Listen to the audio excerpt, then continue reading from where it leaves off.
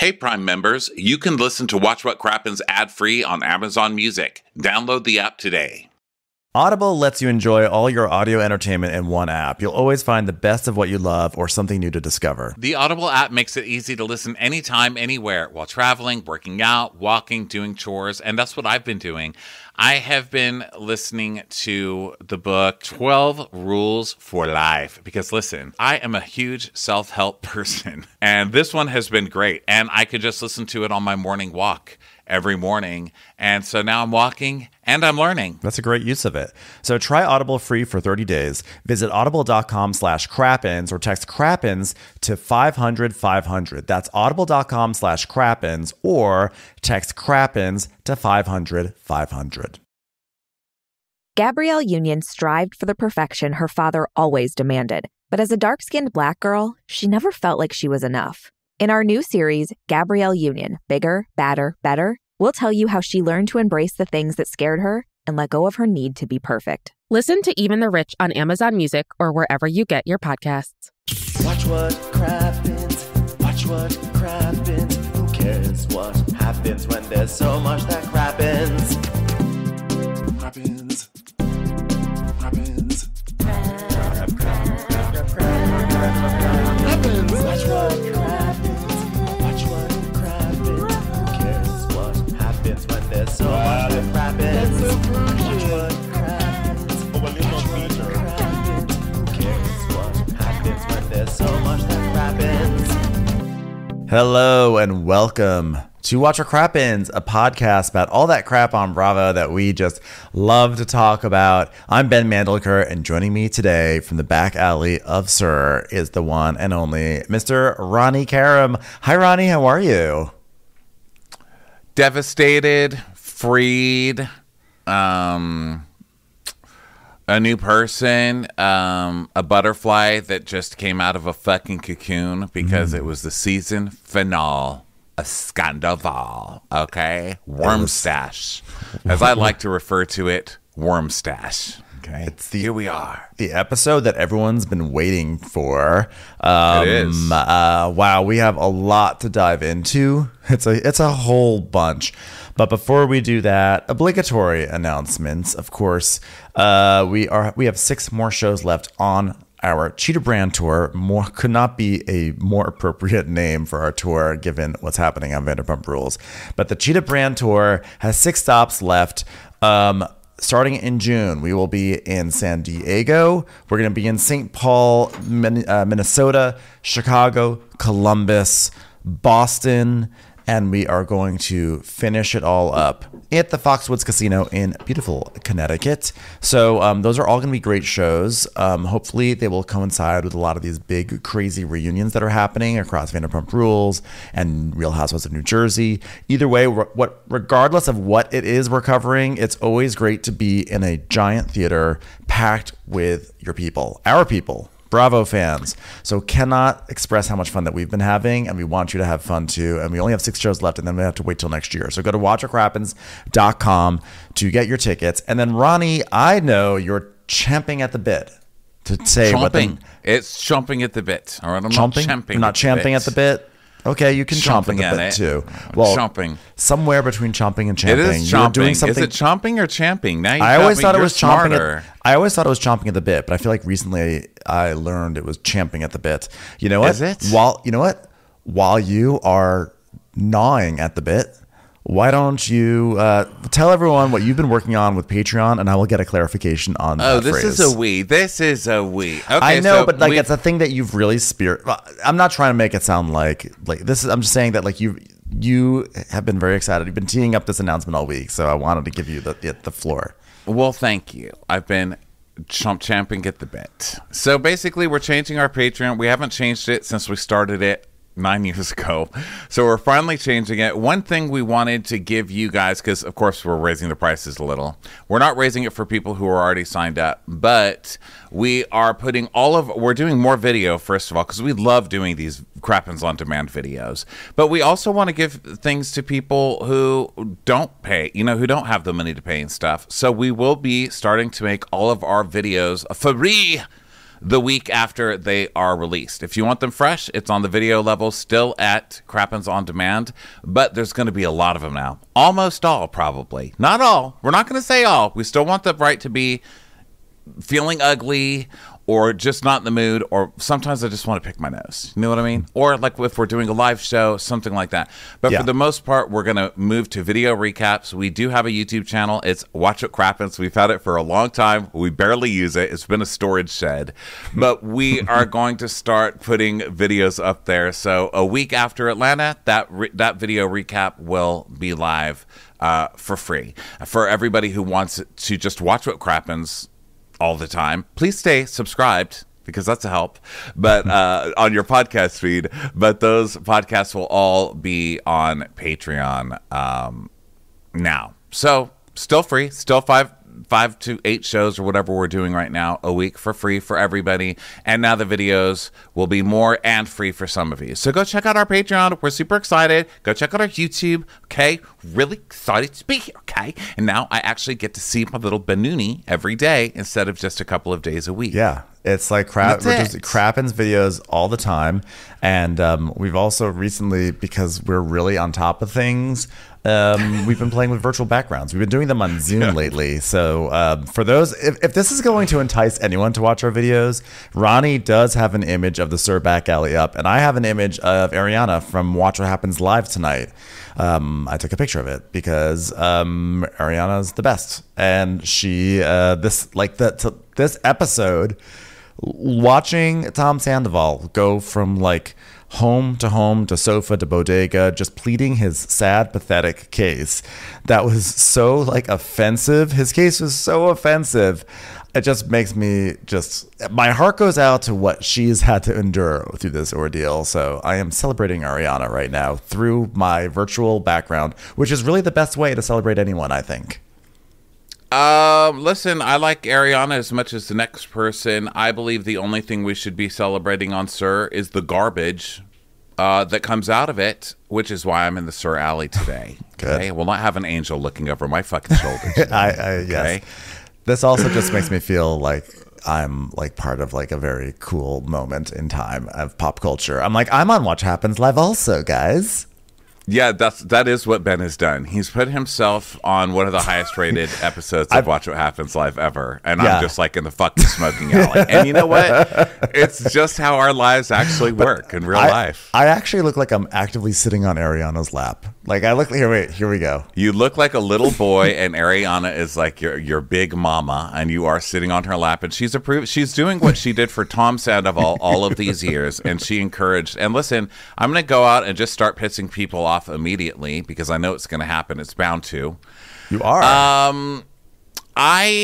Seeing Ariana's face, I'm mad. Like, I'm mad seeing her face behind you. Her angelic little face just looking over your shoulder. Because I feel like she's being so supportive of you right now. And she's like, Ben, you can do it. And you know what? That's what got us Tom Sandoval singing, was this fucking woman supporting him and telling him he could do anything. That's what wrought this man. Ariana's fucking angelic supportive nature. You created Tom Sandoval. You told Tom, go create a band, Tom. You can sing, Tom. I believe in you, Tom. I don't know if I love this dick. I don't know if I love it, but I know what you're saying. There it is. You know, sometimes you have to look at the garden that the bad weed came out of, and Ariana's holding the hoe. And I say you have supported the wrong person, and now you have hurt my head. You have brought your problems and his pitch issues to harm my ears. Okay, so where's my apology? That's my question. We'll have to see. Well, listen, Tom Sandoval and that cover band, not great to listen to at all. Has there ever been, I mean, we've seen a lot of midlife crises on the podcast. Oh, not on the podcast, but on Bravo. Like a lot of them, but really so few have been as cliche and by the numbers as Tom Sandoval. And he literally says, like, dude, as soon as I turned 40, I was like, I don't want to be married to her anymore. I'm like, well, could you just have, you can't even be original in your midlife crisis. Even your midlife crisis is a cover band of other people's midlife crises. You know, and I think that that's actually hitting it on the head. It's a cover song that he's singing badly. It's something he's heard before where people they get old and then they want to change their life. And that's what he doesn't feel that. He doesn't feel that he's too old. He's not running around acting like a 20-year-old because he believes he's too old. He still believes he's 20. Like, he doesn't. I don't believe the midlife crisis thing for a second. I believe he heard it from someplace and that's what he's trying to get pity for. I don't think he's really having it. I think he's delusional as fucking ever, this guy. I think he's like literally having a midlife crisis, but I think he's hoping that explains everything, and it literally does not. He's just a narcissistic pig who conned a lot of us, me included. But you were so conned. Poor Ben. Ben, I wish I was there to hug you. Okay. Okay. Well, luckily you're not. Ben has been conned. Luckily, you're not. All right, I'm fired up. So let's start. Let's get it started. You're really well. You're also just fresh off it. You just finished it like 15 minutes ago. I just finished it. I've had an hour like and a half to digest. Rage. Yeah. Yeah, and it is a late night recap, which is when I tend to get in trouble the most on our own show, Watching Crappins. So here we go. Let's do it. Let's get in some fucking trouble. Okay, so it's New York City, March 1st, 2023. Welcome to Watch What Happens Live. We're in the Bravo Clubhouse on the first day of Women's History Month with two ladies I'm making history with by asking them about their boobs. Sheena and Raquel, who's hotter? Which Tom is hotter, Tom or Tom? I love that they have the serious music playing over one of these stupid games on Watch What Happens. It's like dong dong dong dong dong. Women's History Month, 2023. Whose boobs are better, Tom or Tom's? Seriously, what a juxtaposition. So he's like, okay, I'm gonna count down. I'm gonna count down to 3, and then you guys answer. 3, 2. Okay, Sheena, I'm gonna need you to hold on. As we're not at 1 yet. 3, 2. I have a question. Do I say on 1 or do I wait till after 1? Hold on. Let me consult with producers. They say after 1. Okay, got it. 3, 2. Are you gonna say corner? Because you could be like, if you're counting like that, like someone could be coming out of the kitchen backwards and you could hit them and you could drop a whole tray. I've seen it happen. So Sheena says Sandoval. This is a clip that's very famous. They both say Sandoval. But I was gonna say, what I was gonna say was that Raquel also says Sandoval, and Andy's like, whoa, you said it too. And it's echo, Sandoval. The correct answer actually was genital warts. You both got that wrong. Okay. So then the producer's like, all right, are you guys ready to talk about this? And we see a split screen of Tom over here and Ariana over here in their own confessionals. And they both say at the same time, no. So we start with Tom. 2 days ago, Raquel was in New York with Sheena doing Watch What Happens Live. And my band was performing at Tom in L.A. for the release of my new single. Oh, shut the fuck up. Already I'm screaming at the TV. Your new single, shut up, okay? It's like shower songs by Sandoval. Give me a fucking break with that. Yeah, I'm wondering what the name of that song was. His single. I'm like, is it about like LED lights, doing mushrooms while waving an LED light in the field and pretending it's Coachella? Tom Sandoval's first single. Let's see. Drops debut single. Let's see what it is. Well, he wanted to have a big single moment, and now he has one. It's called Superstars. Oh, that's sad. Is that dedicated to Raquel's galaxy projector? Okay, so he's telling us a story, and then we see Ariana going crazy, cheering for him at Tom in a phone cam. And then Tom's like, and then my phone fell out of my pocket, and somebody handed it to Ariana for safekeeping. And I was like, dude! And then cuts to Ariana, and she's like, call it women's intuition, call it a light bulb, whatever. And then we see a close-up on the phone in her lap, and it's open to the camera app. I love that she even picks up his phone and is supportive enough to think, you know what I'm going to do with his phone? I'm going to take pictures of him. I know I'm going to do the thing that he loves to see most on his phone. Pictures of himself. I'm going to take some of those. Yeah. And she just like had this intuition which I'm still curious about. And Andy asked her on Watch What Happens Live, and he asked her, what was this intuition? And she was just like, well, I would always be asking him like where he was late at night. He'd always be like, Schwartz, and he'd always be, and I'd like look at his phone and he'd show me it was Schwartz. So she clearly, this was something that she was suspicious of already, you know? So she looked at it, and she said that she found on the camera roll a screen recording of Raquel and Tom on FaceTime. And she goes, my stomach dropped into my fucking ass, which, by the way, is a big trending beauty technique in Beverly Hills these days. It's just, you just go in, you see Dr. Nassif, and they say, put my stomach in my ass. And everyone's I know, doing some it. of us pay a lot of money for that. What are you crying about? So Tom's like, and normally I would delete something like that, but it had been such a busy, chaotic day. And you wanted to keep the vid in your spank bank, duh. And brag about the somewhat aged out of pageants, but still young ass that you're hauling, Tom. Fucking Tom. Yeah, normally I'd screen record myself jerking off to somebody on FaceTime, and then I'd delete it. No, you wouldn't. Why are you recording it in the first place? Just like to give yourself notes later, and then you're going to free up some space on your phone for more notes? Shut up, Tom. Well, we're not going to delete that later. Good luck to anyone who has a relationship with Tom going forward, and always be like thinking to yourself, how many videos has he deleted of himself jerking off to random starlets? Or what's like a not a starlet, like what's like a tumbleweedlet, you know? Like starlet is like a little too, like I don't think he's gonna be with starlets, but something more down to like on the ground. Grouplet. I mean, I don't know what you would call it, but yeah, no starlets in your future, sir. So he's like, and then we were outside so everyone couldn't hear us talk, and Ariana's like, and I called Raquel saying, if you have ever given a shit about me, tell me when this happened. So then we cut to one of the most important witnesses, really in any case you could ever have, Yes. Sheena. She's like, well, so Raquel comes up to me and I'm like, what the fuck has been going on? Then she just nonchalantly, like, it was no big deal just because, yeah, me and Sandoval have been having an affair for 7 months. Ariana just found out. And then I was like, huh, face shake, huh, face shake, eye cross.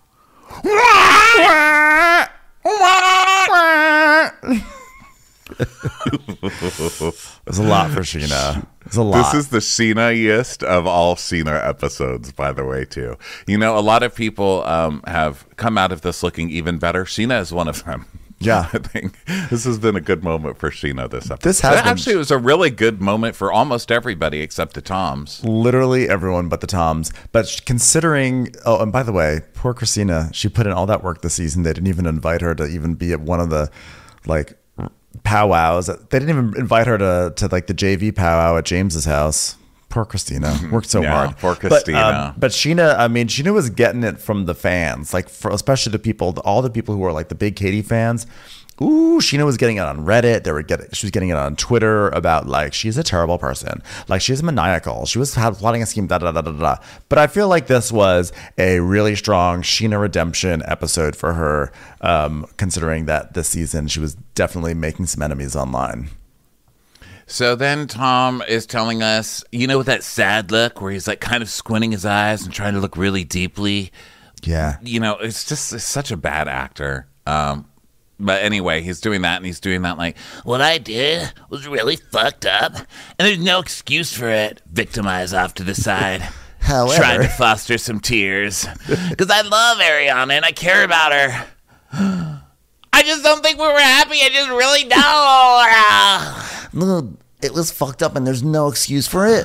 But I will be giving several excuses over the next hour and 15 minutes of your time. Thank you. Exactly. I really hope Clea Duvall gets a facelift so she doesn't have to look like this shit anymore. Yeah. Like, seriously. I'm going to start a GoFundMe just to save Clea Duvall from having to walk around looking like a mustacheless version of this person. She doesn't deserve this. No, she definitely... Clea Duvall does not deserve so many things in life, but especially not this. Yeah. By the way, Free Clea. In honor of Sheena, I also have now put up my other favorite image of the episode. Sheena in that moment going, You're like it looks like you have looks like I've giant got Sheena hair. You know what? This virtual background thing is tricky because I do look like I'm wearing a Sheena wig now. You know what? I kind of like it, so I'm going to keep it. But like the drag version of Sheena, because it's got to be bigger than life. You know what I mean? It's like you're a drag performer doing Sheena now. Corner. Good ass corner. The drag version of Good as Gold. By the way, side comment here. I really would like to talk about the Good as Gold remix that is now appearing on Uber Eats commercials. I believe, did you see the commercials by any chance during this telecast? I've seen the beginning of it when they're like, hey, Lala's like, hey, here's the Good as Gold remix. And I just fast forward it. Sorry, I haven't given it. I don't know. I feel like I've got enough hurting me right now. I've got enough attacking me. How is it? Tell me, spoil it's it. It's a delight. It's a wonderful commercial, a real great showcase for auto-tune. And honestly, it's sort of like a Lala redemption moment for me. I'm like, I see the Lala that I once fell in love with in this ridiculous, stupid commercial. But it's basically Sheena and Ariana singing Good as Gold, but like with Uber mixed into it, which is kind of a funny thing. And then like Lala comes in and then three of them are singing together. And it's a joy. It's a pure joy. Because you know what? That song is a bop, and it will always be a bop, whether it's remixed or not. That song is a bop. We play it at every live show, and it is really a good song. Dun, dun, dun, dun, because we're good as gold. Dun, dun, dun, dun, dun, dun. Na, na, na, na, na, na, na, na, na, na, na, na. We're gonna party tonight. It's great. It's like got Grease. I feel like it's got like the chord structure of a lot of songs from Grease in the 50s. I mean, it's just good art. It's good art, and you know what? It makes me realize that we are approaching enough of a Bravo music catalog that we are close to a Bravo jukebox musical, and I'm going to be excited for it. I hope we can get Josh Groban. He's really big right now, but I hope we can get him. Commercials. Here comes one right now.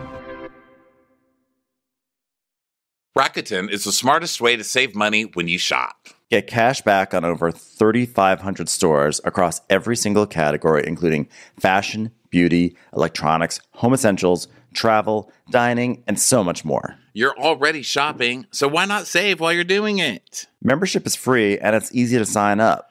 Rakuten deposits your cash back directly into your PayPal account, or they can send you a check. Get the free Rakuten app and download the free browser extension. Rakuten also finds you the best deals, sales, and coupons. They do the work of searching for coupon codes so you save time and money. You can stack cash back on top of other deals like store sales and credit card points. Start all of your shopping at Rakuten. Your cash back adds up. At Rakuten, you can find brands like Kate Spade, Farm Rio, Expedia, Verbo, Lenovo, Blue Mercury, H&M, Tom's, Banana Republic. So many brands. It's free and easy to join. Just go to Rakuten.com now or download the Rakuten app today. That's Rakuten. From Wondery comes a new series, Flipping the Bird, Elon versus Twitter. A story about what happens when the richest man on the planet decides to acquire a powerful social media company in the name of free speech. But does he have what it takes? It started off promising. Or is this all just about Elon? He's essentially mad that his tweets aren't performing as well as he would have expected them to. It really just felt like, okay, this really is just a platform being ruled by a dictator who does things on his own whims. And what will be left of Twitter by the time he's done? Basically, my entire team was gone. By the end of it, infrastructure was just completely gutted. He'll tweet a thing and then everyone's like, we got to work on that now because he tweeted it. I'm supposed to believe this man is a genius. It just felt like everything was kind of descending into chaos. Follow Flipping the Bird wherever you get your podcasts. Hey, Prime members, you can listen to episodes ad-free on Amazon Music. Download the Amazon Music app today. Okay, so Ariana learned something on Wednesday night. She learned that there are evil people in this world, and sometimes they're the closest people to you, and you have no idea. Have you seen this show? Where the fuck have you been? You're on Vanderpump Rules. You're just now realizing that you're close to evil fucking people? Jesus Christ. You know what? Fuck Logan. I'm going to come over and watch TV with you. You clearly need somebody to start putting some labels on the shit that's coming across your screen, ma'am. So now it's March 3rd. And we randomly go to like James and Allie's apartment, and James is like showing Allie fish that he made or something. He's like, look at this. I'm like, okay, great. Good to see that their kitchen's doing well. And it's very rainy. It was during a very rainy time in LA. This was literally just after the big quote unquote blizzard that hit LA. And we were in that same rain. We were in that same rain. So we were in the same rain. Yeah, we were a part of that blizzard. Yeah, we're still alive. I have to give a shout out to all the non-Trixies that are showing up to work today, because Vanderpump Rules is like, you know what? We've fucked around enough for 10 years. In our 10th year, we're giving full numbers to people. I don't want just one line anymore. I want a full song that goes over 3 intro scenes. So we get this one. Yeah, I have to put my bag down before cruising around the town. And I was like, okay, they're going to repeat that 5 times. But no, then I saw a cute couple, they were making out. My girlfriend has a jacket, so I stopped and turned around. I was like, whoa, this is a whole story. Your girlfriend has a jacket, so you stopped and turned around? Mm-hmm. What does that mean? And then he just goes, like, ah.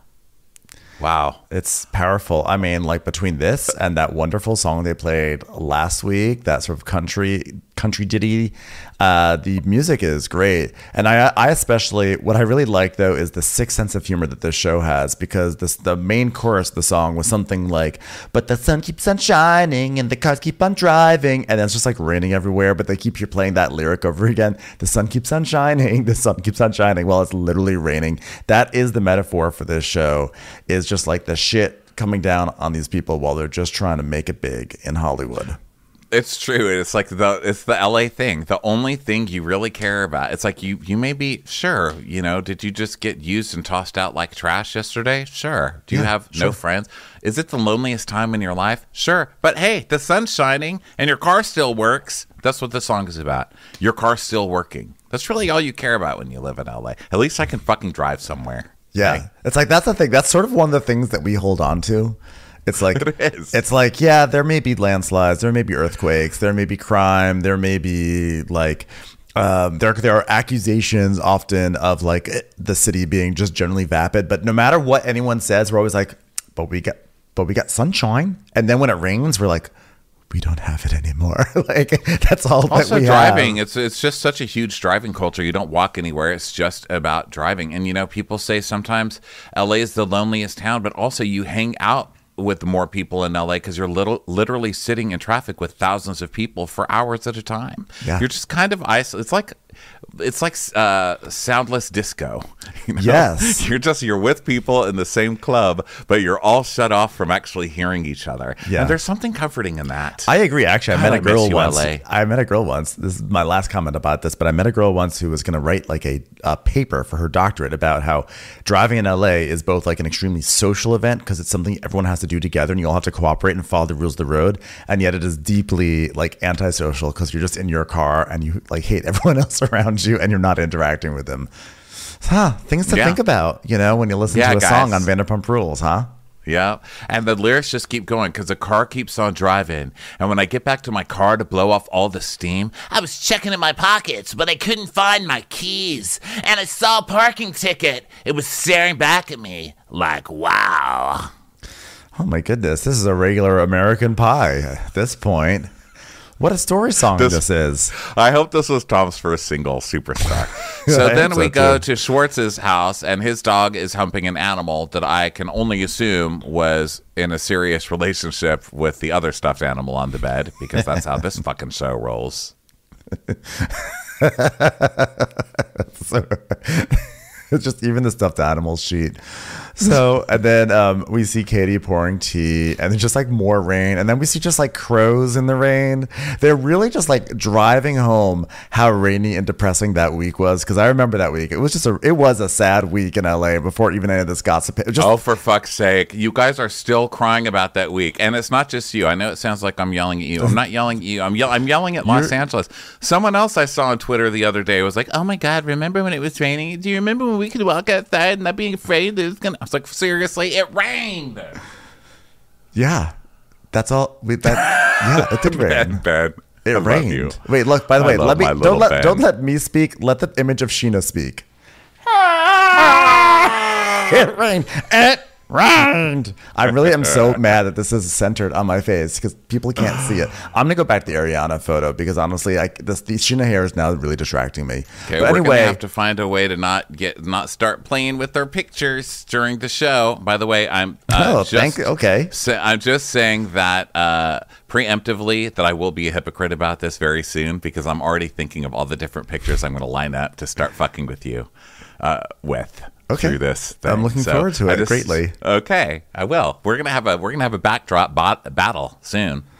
Well, this is probably the most backdrop movement I will be doing because I can definitely see myself already getting fatigued at the idea of going to the stupid fucking sub menu and then clicking on this. I know. I'm watching you do it, and I'm also watching you stare at yourself with Sheena hair. Which is That's the thing. Good. I kept on looking at Sheena's face. I can't do that anymore. Okay, now I'm more neutral. I'm focused. Okay, Crows in the Rain, guys. The original working title for this show, Crows in the Rain. So Ariana's sitting in the sofa. Oh, sorry. Go ahead. Oh, no. Ariana's Yeah, no. sitting on this. No, Oh, Katie no. was We still before. got all these. This is a very long song, man. Okay, just fucking. It's a fucking long story. belt in. You know what I mean? Story, yeah. So then we go to Sword. We see the dogs humping. Then we go to Katie's house. She's doing nothing in her grunge hat. And then this song keeps going. The sun, it keeps on shining, and the car keeps on driving. And then it cuts to what Katie's doing, and she's making tea. I'm like, you guys, just don't put Katie in the opening scene. Like, you don't have to include Katie. This song is too positive for Katie making tea in her grunge outfit, okay? It's like the most depressing tea scene I've ever seen. And then the song, the sun keeps shining, the car keeps driving. You can sit home or you can take a ride. You can get a tan or you can stay inside. But guess what? The sun keeps on shining, yeah. It's very optimistic for one of the most pessimistic shows in the history of mankind. So, humankind. So, Ariana is sitting on the sofa, and this is already, like, we've seen the trailer a million times of Ariana saying, like, you know, I regret ever loving you. And we see that this is what the scene is. And I'm like, oh, we are starting right in this confrontation. I cannot even believe this. So, we just, like, launch right into it. So, she's sitting on the sofa. Her friend Meredith, I feel like we've never seen Meredith before. This lady is there and she's hugging her. And then, but also more hilariously, they have a dog. I forget what the dog's name is, but the dog is sitting on the sofa next to Ariana. And the dog is so awkward. The dog is like, is this okay if I'm sitting here? I feel like shit's about to go down. Do you want me to go to a different room? I can do that for you. I'm like, is it okay that I'm here? I'll go. I'll go to the neighbors. So cute, aren't they? It's like, I wish I could hug you. You know, what type of dog was it? It was a cute dog. I don't know. Is it a Spuds MacKenzie type of dog? It looked like a Spud. That's her dog, but I don't remember what kind of dog it is. It's her other dog. I loved its awkward energy. Like, it definitely looked like someone who was like sitting out. It knows you're sad, but like dogs know, like they know. It's it's like me. Okay, I'm like a dog. When you're sad and you're crying because something's really wrong, I want to help you, and I know that you're really sad, but I'm not really sure. I'm like, if I hug you, I'm gonna probably get mud on you because I was just outside, or like, I don't know. There's like so many bad things that can happen. So I just kind of sit there next to you and look at you awkwardly and just, I don't know, just wait for you to tell me to do something. I feel like that's how dogs are when you're I feel crying. like that dog looked like it was sitting on like a public bus next to a couple that was fighting. And I was like, should I change seats? Should I not change? I kind of want to see this, but I kind of hate this also. Like, and my stop is coming up. Like, what do I do? I know. He's like, she's crying, but she also has treats. So what do I do? So I stick this one out. So Ariana is talking about how she was with Tom forever, but she's like quickly becoming just icked out over him, like indifferent. She's got the ick. And this Meredith is holding her head like only a girlfriend can hold your head, like a real girlfriend when you're crying, and she just holds your head like this, like real close to your head, and then she just looks off in the distance while she holds you and slightly rocks you back and forth. I just like to thank all my girlfriends for doing this to me, even though I'm as awkward as that dog sitting on the couch, just wanting you to give me a treat. Yeah. Just hugging her like this. Just like a gentle caress.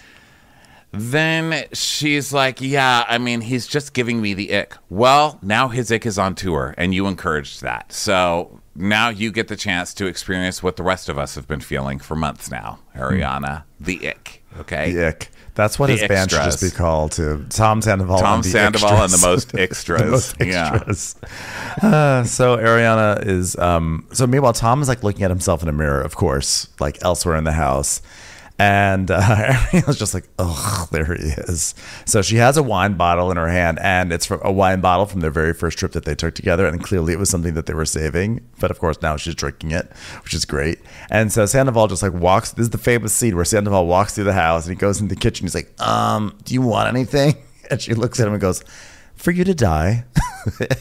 It's still so good. And he's like, well, that's inevitable. Okay, so here's where I got super ragey again. Because here's this guy. What is he doing in the house? What fucking nerve of this guy to be in the house and just shuffling around like, whatever, just a typical normal fight. Didn't just fuck your best friend for 7 months. I'm just gonna make a non-dumpling latte over here while you sob, you know. And what? you know what else? Tom doesn't give that dog treats, and that's how else you know he's a motherfucker. Yeah. That dog doesn't even look at Tom. He's Doesn't just even like, go that to guy's him. not giving me treats. That guy's not doing shit for me, you know? Tom is clearly in like the treat zone. Like that's the treats, right, Ronnie? Do you keep your treats in the kitchen? Where do you keep your treats? Of course, yeah. Yeah. He's like, there's a human near the treats. I feel like all dogs, when that happens, they're like, I gotta stop what I'm doing. I was just about to lick my nuts, but you know what? There's a human near the treats bag. I have to go there. I've got to shoot my shot, see if I can get a treat, you know? And they don't, this dog doesn't even try with Tom. It just knows. He knows. Yeah, dogs will tell you everything you need to know about a person. And what I need to know is that Tom doesn't give treats. Fuck that guy. So, he starts making an ex-dumpling latte, and Ariana's like, so, how was your night at Raquel's last night? And he's like, I was at Schwartz's.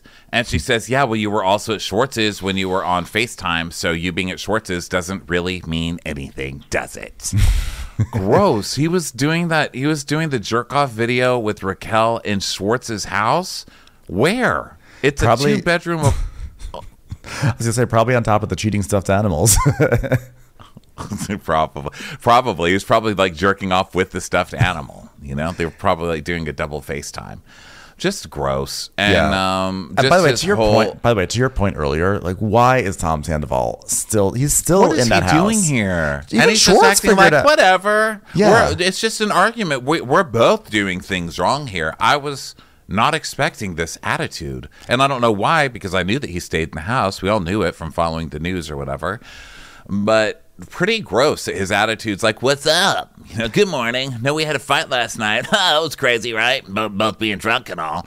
And so she's trying to have a fight with him, right? She's like, so are you going to say sorry for what you did? And he just sits there and takes a long sip of his soda and like flicks his hair and gives like one of his acting looks off to the side. And he's like, every time I try to apologize to you, it just makes you more angry, Ariana. And she's like, okay, you should still apologize, though. And he's like, okay, sorry. I didn't want to hurt you. The amount of death that would be visited upon this house if I were in that position. The death that would fucking rain down on this house. What's it? Are you going? Did you hang up? Are you looking No, at I thought there pictures? was I thought that was a comma. No, that's it. I thought it was a comma, I not a have nothing- period. No, you said the amount of no, death. I'm I thought you done. were going to say the amount of death that would rain down on this house, and you were getting all slow. So I was like, he's being dramatic. I don't want to step on him right now. You're like, the amount of death.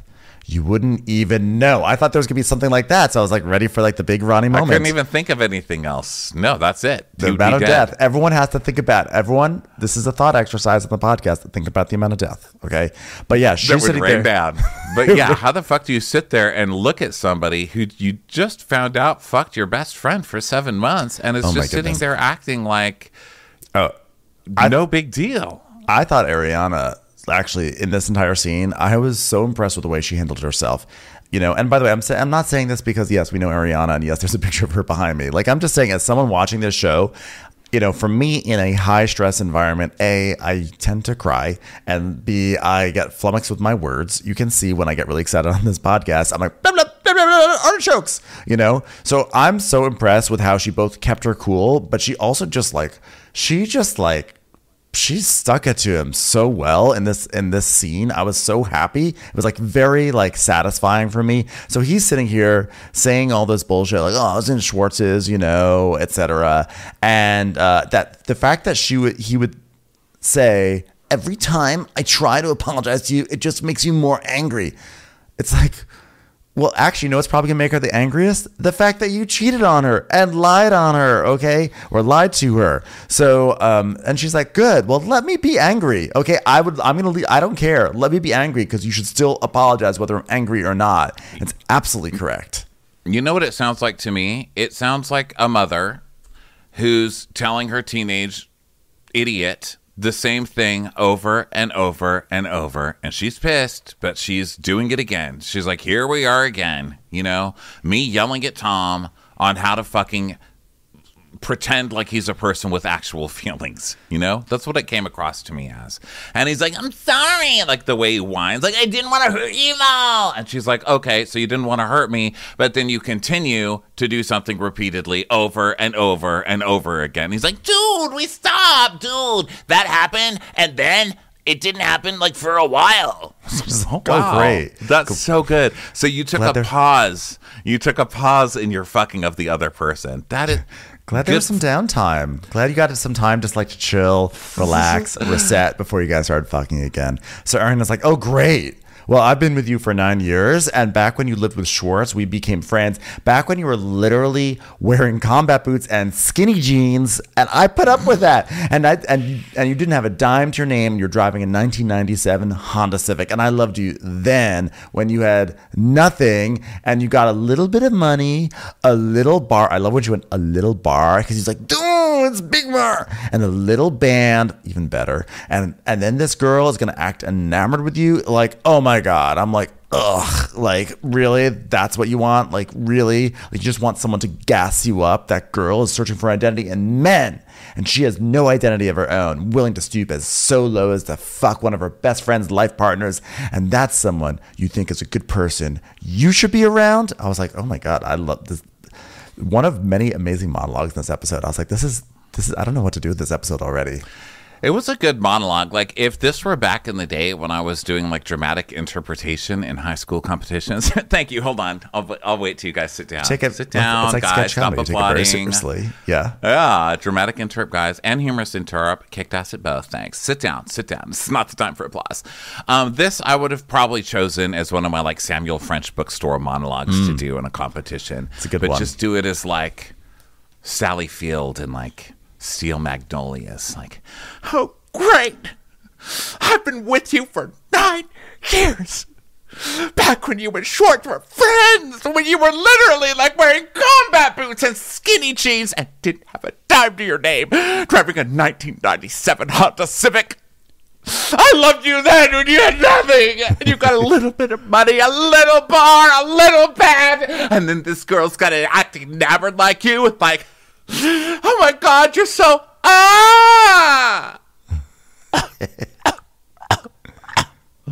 think you would have gotten the job. Taking this. I think I'm telling you. Look at my face. I look like Louis from Real Housewives of New Jersey. I was really feeling it. It actually looks like you're standing in front of his face, to be honest, just looking at that image. Back there. The Sir Purple Alley.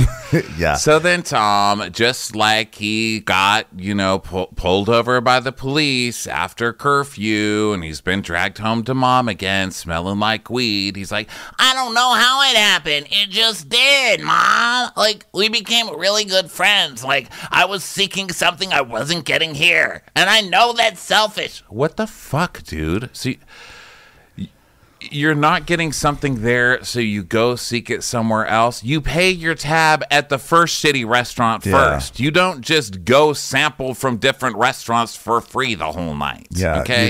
You don't order Postmates into the restaurant if you don't like the food there. Oh, I guess some people really do that. So either way, it's like this is the beginning of many ridiculous excuses from him about like basically blaming her.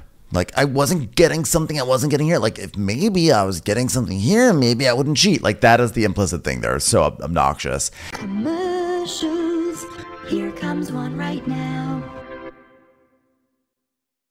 So he's like, I was being selfish. She's like, selfish is the nicest word you could use. He's like, it's horrible. But, like, me and Raquel became, like, really good friends. And Ariana's like, well, I'm going to let you do it. You're a better screamer than I am. I'm going to let you do Ariana's line here. I don't give a fuck about fucking Raquel.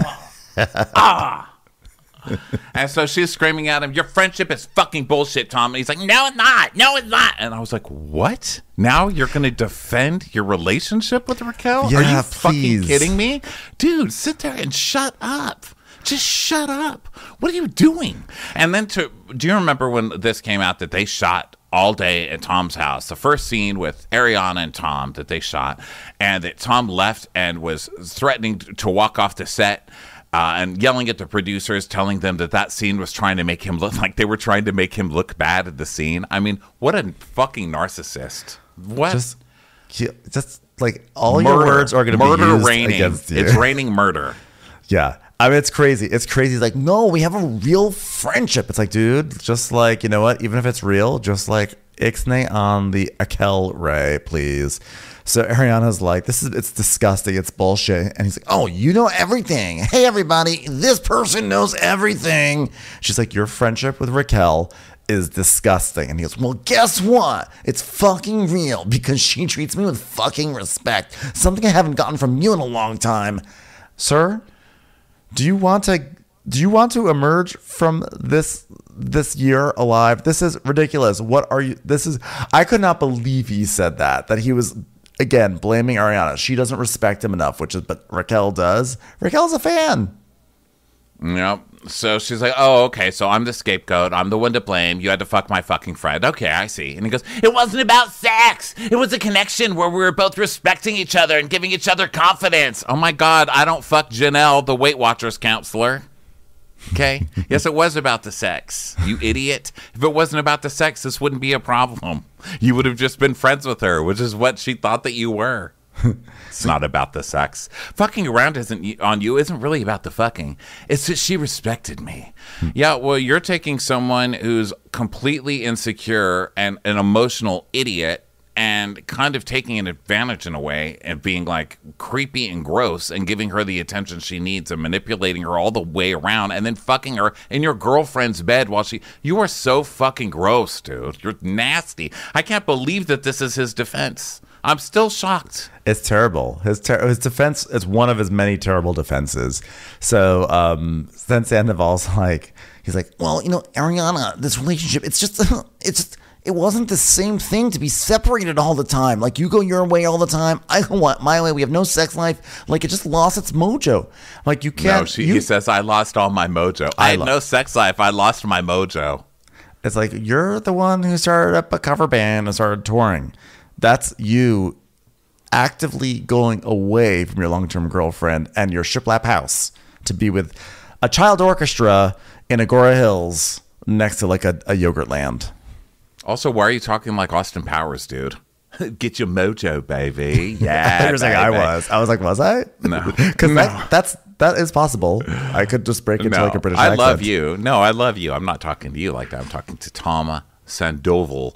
So Ariana is like, oh, okay, yeah, okay, I get it. So fuck my friend. So go fuck my friend and get your mojo back, sure. And he's like, but once I turned 40, I was like, this can't be the rest of my life. And she goes, Tom, that's normal. And he goes, I know.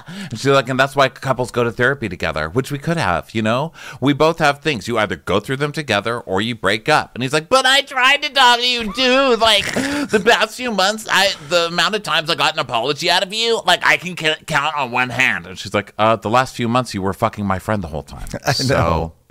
I just also love, by the way, like, once I turned 40, I realized this can't be the rest of my life. You know, being in a committed relationship with like a super hot girl who's like totally chill and supportive of all my like quixotic impulses, being successful, being famous, being in a nice house. I can't live that way. I could not. I'm just like, this can't be the rest of my life.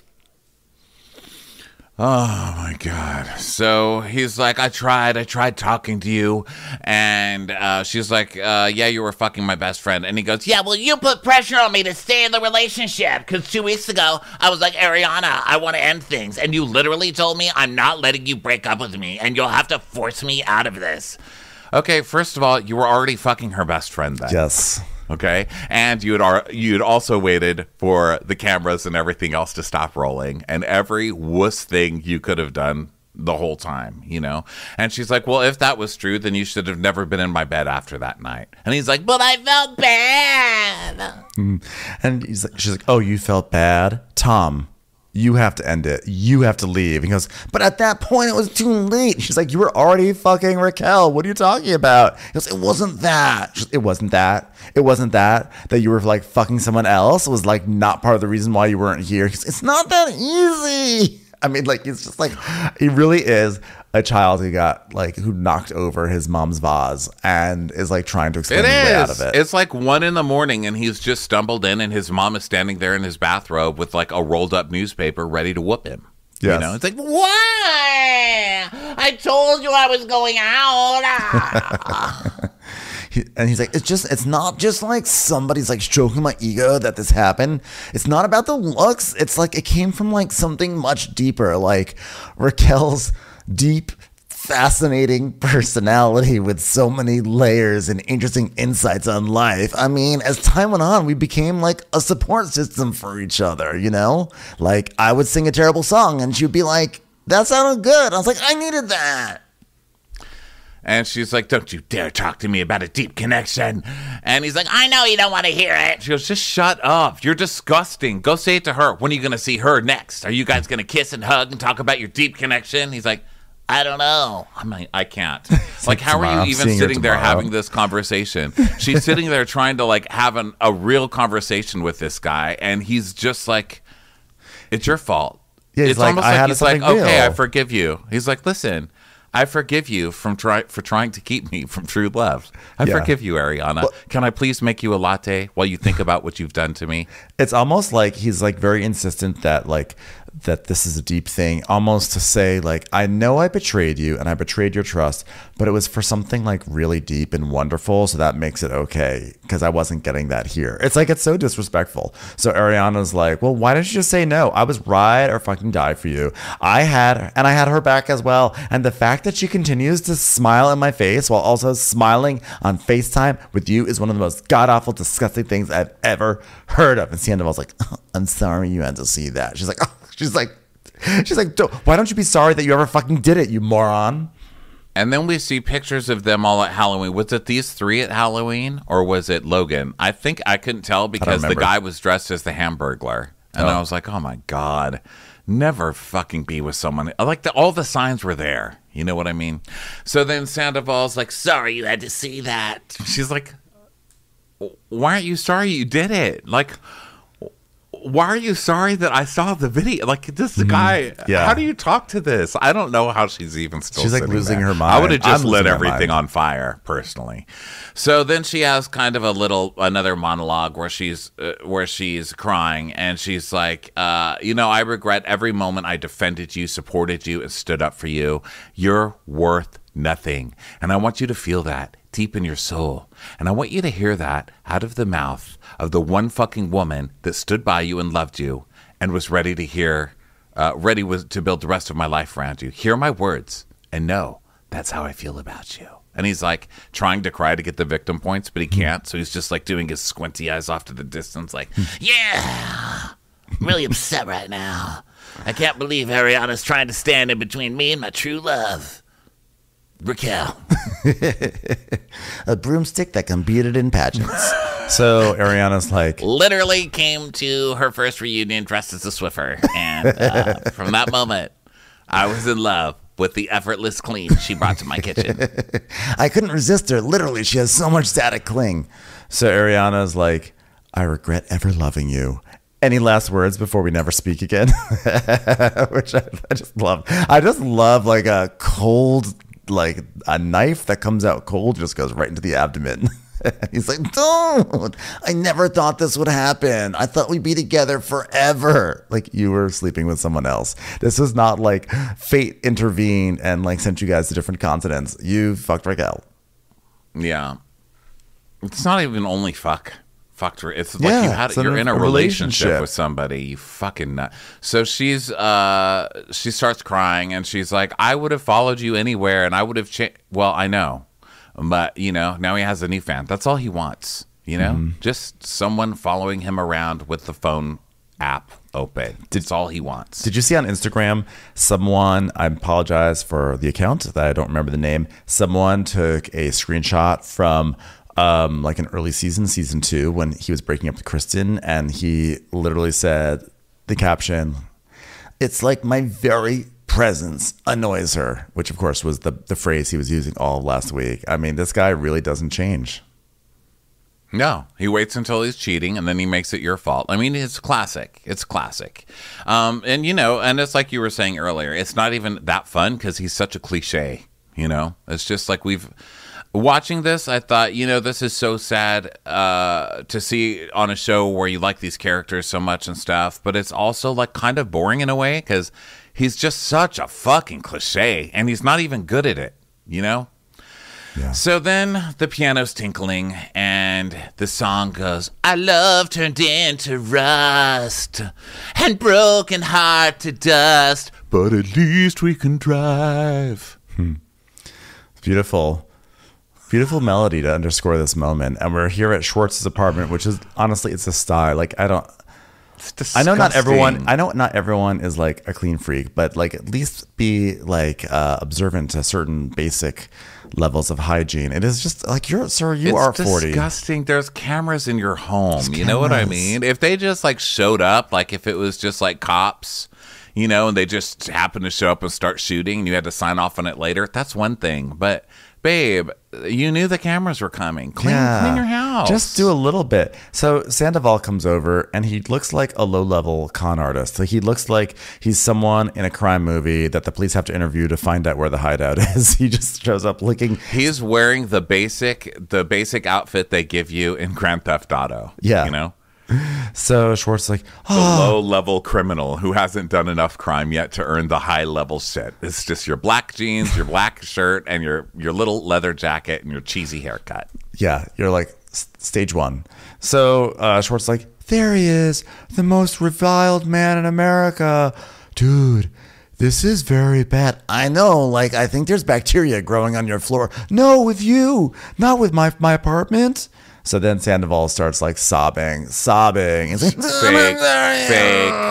fake sobbing. "I'm sorry, dude. I'm sorry," which is hilarious that he can do that with Schwartz, but not Ariana at all. Yeah. So he's like, "Well, I'm not going to beat you while you're down." He goes, "Dude, I'm so sorry." No tear, the air cry, and he plays it like he plays the guitar. And so Sandoval's like, I'm sorry.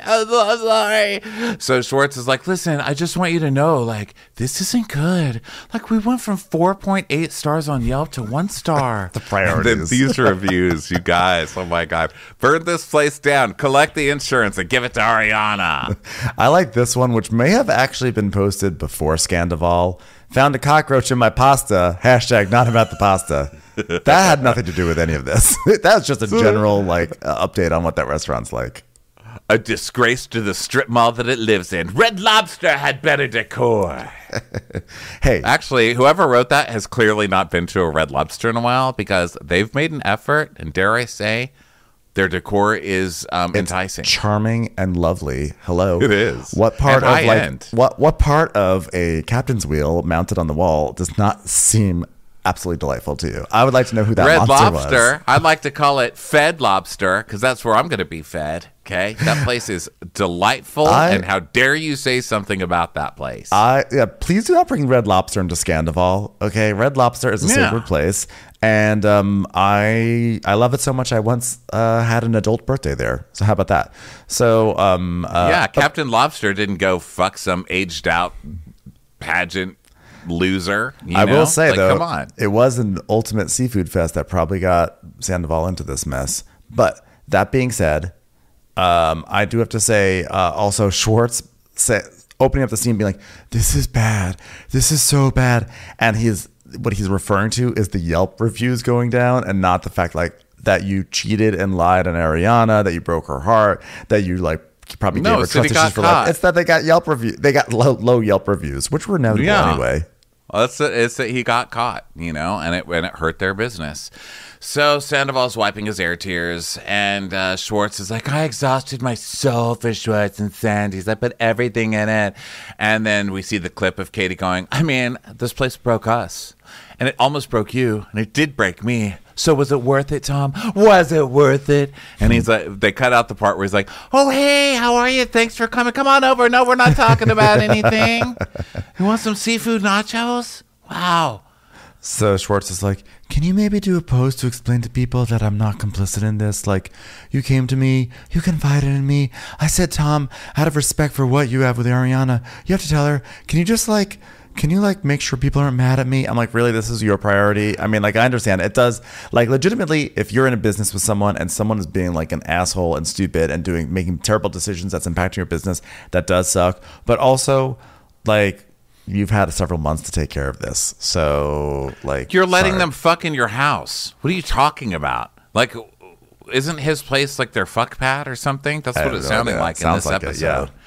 So shut up, like you didn't know. And yeah, you're going to get the blowback too, because you were enabling this shit. And no, you didn't say anything. And if you did, it was just like 2 weeks ago, after this shit had already been going on forever, and you're doing this bullshit story trying to cover for him the entire season so he didn't have to do anything, you know? And I get that you're best friends, so you don't have to necessarily blow the whistle, but the fact that you were like encouraging it and enabling it with your apartment, fuck you, dude. You deserve it. You deserve it. You deserve whatever you're getting, sir. Yeah, so Sandoval's like, he's like, I wanted to tell her, and every time I wanted to tell her, I just got this vibe that she like just didn't want to know. Oh, you know what, Ronnie, by the way, I take this all back. If I had known that there was a vibe that Sandoval was picking up on, you know what? He's totally in the right. How could I even criticize him? There was a vibe. Of course he can't break this up and do the right thing. He felt a vibe. If Tom felt vibes, knowing that like people didn't want to hear something, he would never have sung in the first place. Okay, you don't feel vibes, Tom. He would have fed fed Fig Newtons to his child orchestra already. They're just like, is it snack time yet? So Schwartz is like, I have to sit down because my world just got turned upside down, man. So now he's gonna make himself the victim in all of this, which he kind of is the victim in all of this, but he's just as bad. And I'm not gonna sit here and pretend that he's not, you know. So Sandoval's like, well, me and Raquel, we have a really deep connection. You know, after guys' night, the laundry on, and then we see a clip of the girls coming. And him being like, whoa, Raquel. And then he tells us nothing happened that night, but the next day was like, see you next Tuesday or something. And then Raquel and I went to the Abbey, and we were just taking some shots, and then we like just kissed. So you weren't with other people at the Abbey. That was a lie. And also, Allie just jumped a whole lot by being the first one to call this out. She broke this story, guys. Allie broke this story, and just because a lot of other news outlets picked it up does not mean that the original reporter shouldn't get credit. Allie for Pulitzer.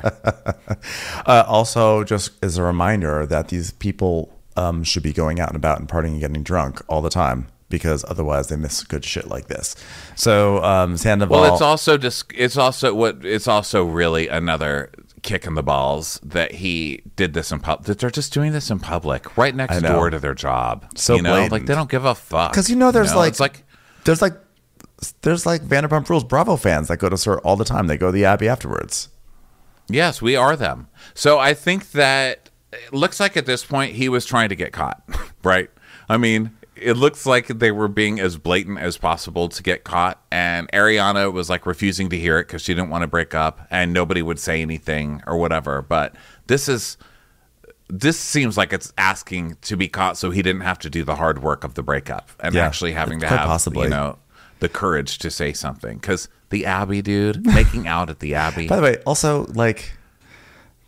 That's our space, okay? Can you take your your heteronormative scandal to another place? Yeah. So then he's like, yeah, no, we kissed at the Abbey, and I felt something in that moment that I haven't felt in a long time. I'm like, was it a proper note? Did you hit a proper note? Was that what you felt? No, you heard music that's actually on key for the first time. Was it an acting role? Was it an acting role you felt? So he goes on with this. We've been growing apart, and it's been going on for like 5 years. His whole song and dance. He does this the whole hour and a half. Mm-hmm. Then we see coked out Jax, and Jax is like I don't even believe like their relationship. Like it's like a facade. You know what I mean? Like I just don't even believe it. It's like a facade. Can we not commission Jax for for as a character witness to your side, Tom Sandoval. Can't we do better than that? Okay, that's already shows how flimsy your case is.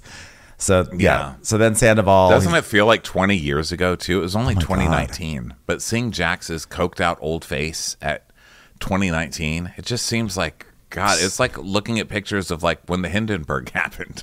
It's like, this is history. This is really old history. I don't think I want to remember. So much has happened. So much has happened in the world and in Vanderpump Rules that it does. It's like watching Charlie Chaplin. So Sandoval, yeah, he's like, yeah, I'm in a relationship with like zero intimacy, and like the only time I can get off is like when I watch porn in the bathroom, and like I went into therapy, and like I don't know, like that didn't turn me on either. Like I don't know what to do. Have you tried masturbating in therapy and it not working? I mean, God, if you can't splooge to a doctor, who are you supposed to be able to splooge to, bro? But the good news is my therapist is playing trombone in my band now, so it's like pretty cool. To be fair, my therapist is a 17-year-old, high school student, but that's neither here nor there. So Schwartz is like, well, that's all relatable, but you just had so many opportunities to sit with Ariana and talk about it. Do what I tried to. And he's like, and then last week I gave you an opportunity when I said it's time to tell her, because if this comes out, he's like, I know. So he said, he knows, but he wanted to be on the same page as Raquel. He didn't want to just disrespect Raquel by outing her at the wrong time. God forbid he disrespects someone that he loves. What a stand-up guy.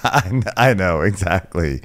And so then he was like, yeah, no, and then like nothing happened with me and Raquel until like the Life is Beautiful festival, and Ariana never even asked. Okay, like I said I was going to Schwartz's, and all she had to do was follow me to see that I'm not. I'm like, what is the meaning of this logic? So like it's Ariana's fault that she wasn't suspicious enough of you? Yes, he's saying she should have been suspicious and checking up on me and literally following me to find out what I was doing. Like, I've made it so obvious for her, and she didn't even bother to follow me around and stalk me. Didn't even care enough to be possessive. She actually trusted me. How awful. Yeah. So then, because with Kristen, he had the whole opposite gaslight where he could say, oh, she's just fucking psycho, where he makes you psycho and makes you start questioning him. And then you start following him around and looking through his phone. And then he could say, see, I told you she was psycho. But it didn't work because Ariana was just like, why would I follow Tom? How boring. He's probably going to go do something boring, and I do not want to be a part of it. So I will not be following him. I've got to catch up on episodes 83 to 107 on Love Island Season 6. Yeah. So he's so Schwartz is like, I don't think you really want to put the responsibility on her, right? I mean, oh God, like now people are upset with me. I'm canceled just for knowing you. And I love that it's all about him, this fucking loser. And then Sandoval's like, oh yeah, well just stay off social media, bro. It's like you suck. You deserve each other. Are you advocating some self-restraint? You're advocating some restraint, sir? Is that what I'm hearing from you? Oh, okay, I get it. No, he's just saying fuck you, like for even complaining like this is a problem for you. Just stay off social media. This isn't even about you. This is about me. You guys are both so selfish. You deserve the sad, washed up life you're entering into. Enjoy this next chapter because I'm sure going to enjoy it from my couch. Yeah. So now we go back to Ariana's house, and she has now gathered the gays. We know she's at that stage of grieving where the gays have gathered. So she's got Logan, she's got Brad. Meredith is back, by the way, because Meredith like fully vanished into thin air once that like initial Ariana and Sandoval argument started, because Meredith was there and I don't know where she went. She just disappeared, but now she's back. And Logan's talking about like there's some apartments available near him or in his building. He's so funny. He goes, oh my God, he's on his phone. He goes, there are some apartments available in my apartment complex. Just like, no, yeah. I'm not fucking moving to your... Yeah, are kidding? Well, I don't have enough glow sticks to make it through the hallway of your fucking apartment building, sir. Okay. She's like, yeah, Lisa Vanderpump actually offered for me to stay there. So does your apartment building have miniature horses and a pool and a panoramic view of LA? Just wanted to know. No? Okay, I'm going to stay with Lisa Vanderpump. So Sheena comes in. She's like, I brought you some supplies. And I didn't see what they were. Did you? Rosé. It was basically just rosé. Like 2 boxes. It was like 2 little boxes. Oh. 2 little blue boxes. It was probably like collector's edition of the Uber remix of Good as Gold. Singles. Singles corner. So Sheena's like, she's like, oh my God, I'm so sorry. You don't deserve any of that. You do not. Did anybody bring me something? Like, why isn't anybody bringing me something? Like, it's a huge deal to me, you guys. I'm wearing my bucket hat of mourning. Oh my God. So Sheena does this thing when she starts crying, which I forgot because I don't think I've seen it for so long. But I forgot that Sheena sucks in her bottom lip and then crosses her eyes when she starts crying. It looks like this. She does do that. Well, the reason why you haven't seen her crying recently is because I'm having like literally the happiest moment of my life. Like, I'm so happy right now. There's no reason to cry. I'm gonna cry because I'm happy, but it's like a different kind of cry. I'll have a taco. She's like, it's not even like this is like a whoops. We kissed one time when we were on acid at Coachella. This is like a full blown love affair. Okay. And they're like, yeah, full on. And then Katie comes over and they hug and cry. Yeah. And Sheena goes, here's some wine. I think we can agree to put aside our shit for now. Okay. And Katie's like, yeah, it doesn't really matter today. Okay, but could you watch from that balcony? Yeah, I still hate you. I hate you too, bitch. Please die. I just want you to know that, like, I have restored your access to the members-only pool, so I feel like we've put this beef away. You are now a preferred member of this pool, so congratulations. You now have access to the buffet, so you're welcome. So Katie's like, Katie actually says this is the first time she's even seen Sheena, because I think that like all the group events, it didn't even occur to me that Sheena they did not overlap, because then Sheena had COVID for some of the ones towards the end of the season or something like that. So then Ariana she's telling them about like how she found the screen recording on the phone. And Ariana's like, yeah, like he was at Schwartz's doing that. And Katie's like, he was at Schwartz's? Like, you can get a boner with all those, like, crusty socks hanging around? Really? Wow. At least someone at Schwartz's can get a boner. Am I right? So Ariana's like, yeah. And that's when I called Raquel. And I was like, you need to, like, tell me what the fuck and when did this start? And she was like, after the girls' trip. And I was like, you mean right after Charlotte died? I'm like, oh, wow. This just gets better and better. Yeah. The night you went home because you had to put your dog down. Tom's banging somebody. And so she says, yeah. Oh, go ahead. Sorry, I'm sorry. I was gonna say that like he lost his keys, so then she had to actually let him into the house. After he just had sex with Raquel, she lets him into the house in her car. She says, yeah. First he said they just kissed, but then she kept on him, and he admitted that they fucked in her car that night. My God, it's so bad. Sheena's face is just like. So then Sheena is talking. She has her monologue now. She's like, the other night I had so much rage. I had so much rage in me. It's like it was enchilada night and there was not one corn tortilla in the grocery store. I've never felt something like that again. And I shoved Raquel so hard away from me, and she like just ran back to my hotel room, and I don't know if my nail caught her when I pushed her or what, but she turned her head into the fence or the wall or whatever the fuck it was, the moat or the mountain or the hill. I mean, I don't even know what it was. I don't know if we were in a swimming pool or what, but then she called Schwartz and she was like, Sheena punched me! Sheena punched me!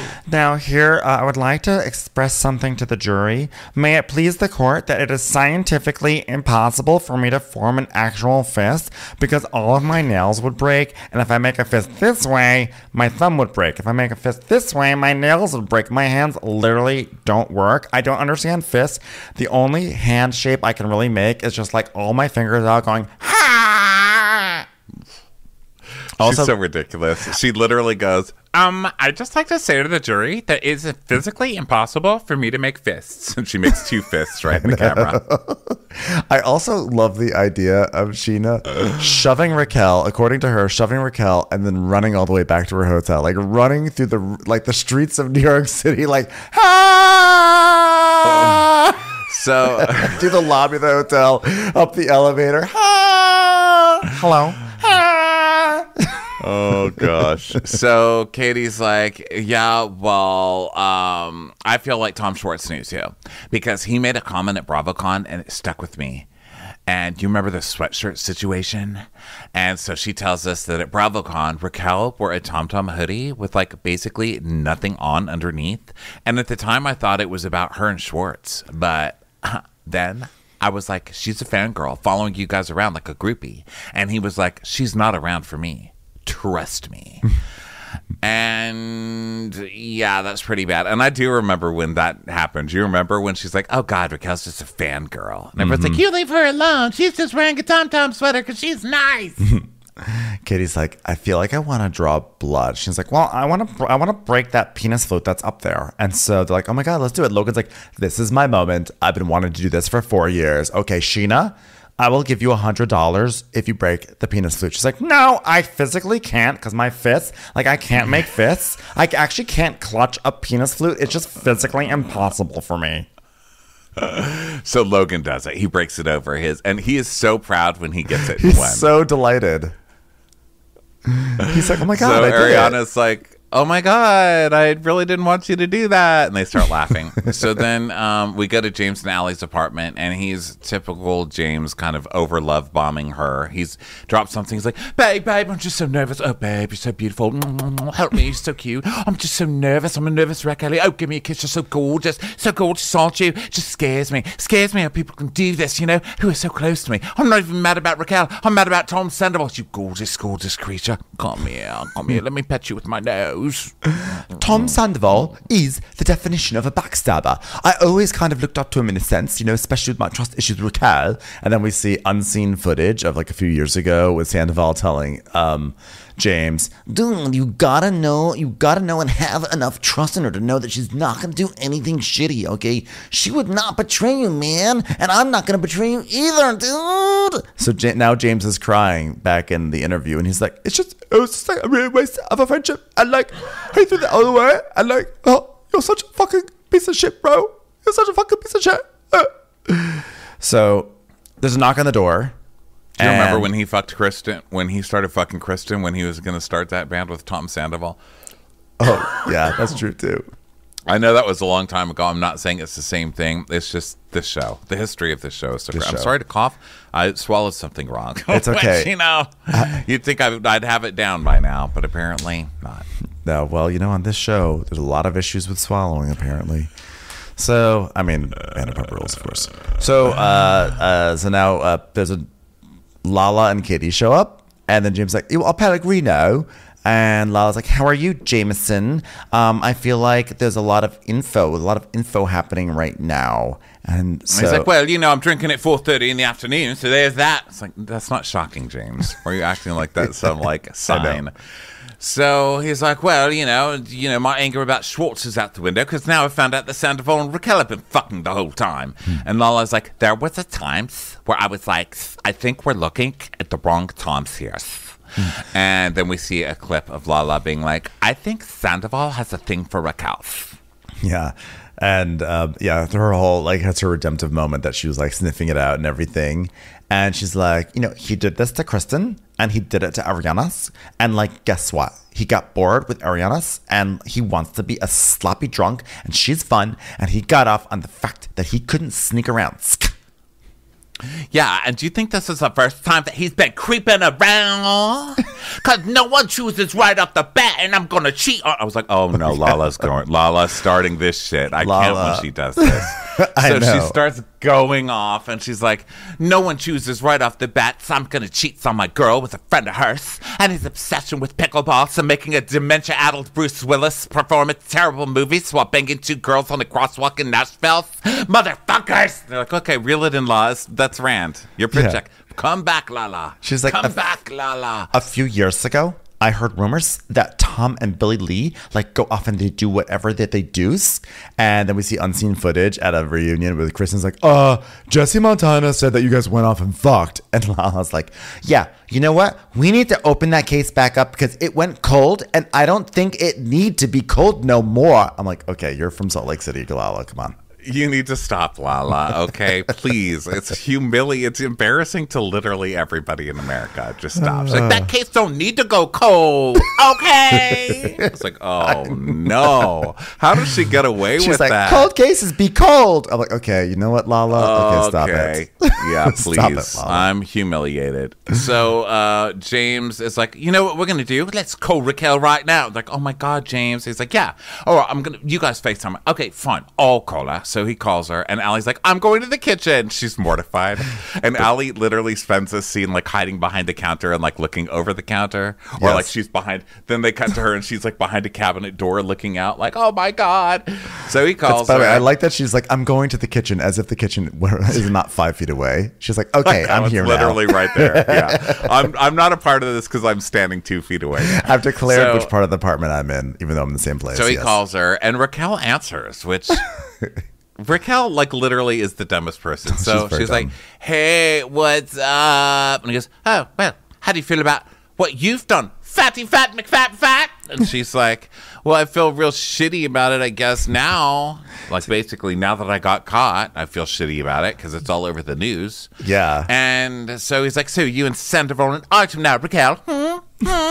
Raquel, are you an item? No. Oh, really? How about losing every single person who you thought you liked in Los Angeles? Okay. Did you fuck them too? Okay. And she's like, well, yeah, this is definitely eye-opening, which I don't like. It's eye-opening for us, not for you. And she's like, oh, well, how are your eyes being opened? You were the one. You were the one doing the sneaky shit. Stupid oh, Raquel. well, you know what? You lied to everyone's face. You done diddly fucked yourself over and all.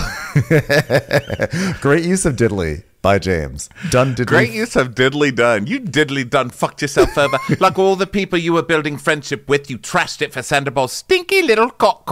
Like his stinky little 40-year-old cock. Seriously, Raquel. Stinky and 40. That's hilarious. Really is. And Allie's just like peeking behind like a box of Girl Scout cookies. Like, oh my God, please stop this. She's like, excuse me, I'm going to step into the pantry. She just hides behind a box. So she's like hiding behind one dried piece of rigatoni. Like, oh my God, James, stop. I can hear it all the way in the pantry. So James is like, you're not the brightest chick, are you? Let's not dilly-dally around the bush. The smartest thing you ever did was creep around with Tom. Yes, I have said diddly and dilly-dally all in the span of 20 seconds. It's like he's telling this girl off in like nursery rhymes. He's like, diddly done fucked yourself, didn't you? Let's not dilly-dally about that, slappy sloppy. You done smartest thing you've ever done is that little cocky cock, 40-year-old stinky cocky cock. Oh, what, you're going to go to Piccadilly Circus and done diddly go dilly-dallying around over there? It's like, okay. Okay. But it was funny. He's like, the smartest thing you've ever done is sneak around with Tom Sandoval for 7 months. And then he tells us, judge me all you want. All right, James Kennedy has to strike back. Honestly, I've been going through a lot of emotions lately, and it's just what I needed. Sorry, not sorry. And he's like, bye, as he hangs up the phone. So now we go to Raquel's apartment, which we know that Raquel's been having an affair with Tom Sandoval because there's LED lights everywhere. LED behind every chair, behind every nook and cranny, there's an LED light. But also, amusingly, the galaxy lights. No, but it was more than just galaxy lights, though, wasn't it? It was like lots of like pink highlight and purple. Probably, but she definitely had the galaxy light going in the hallway. There were like definitely like lasers going on. It was like a planetarium. It was the galaxy light. Yeah, so she had that going on. Also, the reason this whole thing disturbs me, like I do. It's kind of a careful way, I guess I have to word it, but she is emotionally like a child. It's weird. Like she's in this. We go to her apartment. She seems completely disconnected from everything. She's got squishmallows on her couch.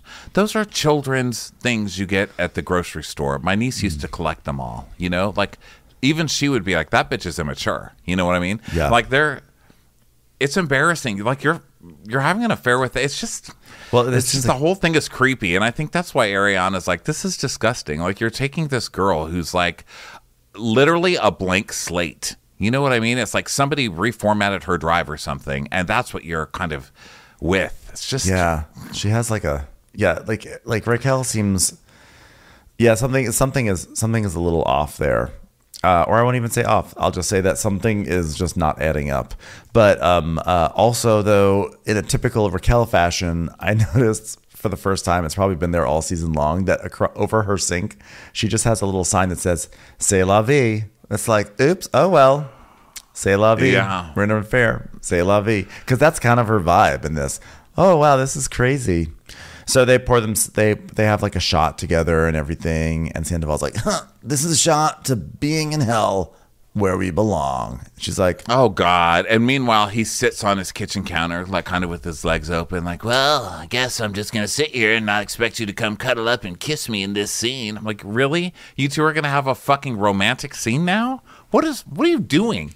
So she's like, well, actually, I don't really think that we belong in hell, with her big fucking weird smile that she's doing this whole episode. Weird. And she's like, I think we're just like two people that like fucking were friends. No, you're two friends fucking. Okay. Yeah.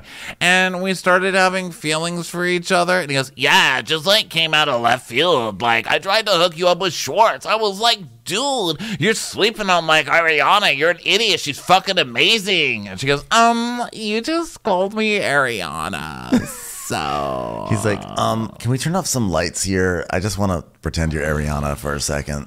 So Raquel's like, well, get used to it. What would you rather he call you? Regret? Regret. Because that's coming. That's all he's thinking about is Ariana right now. He's like, okay, here I am in a tiny apartment of a girl that has squishmallows on her couch and the galaxy light going off in the hallway, because that's what we originally bonded over.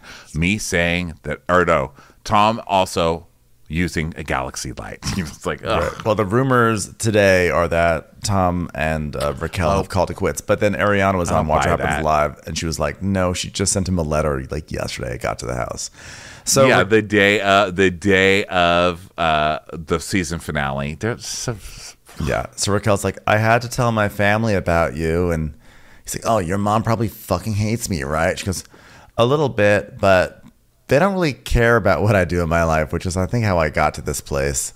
But anyway, what about, she goes, what about your family? And he's like, they love you. She goes, I love you too. He goes, I said they love you, but I love you too. I was like, oh God, are you guys really professing your love? You guys are saying I love you? Really?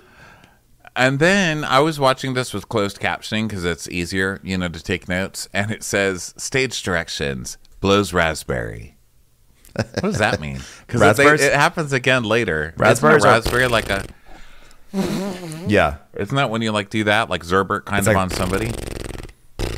Oh, okay. I think just anytime. So it blows raspberry. Yeah, I don't know why that's called a raspberry. I actually really resent that because I hate raspberries, so I don't like this. I was like, she's blowing raspberries too? What is this girl up to? What's going on over here? Blowing raspberries So Raquel's like, I know we always said we wouldn't do this if it wasn't worth it, but I think the way it imploded, it's not ideal, Tom. It's not. And he's like, it's the stupidest fucking thing.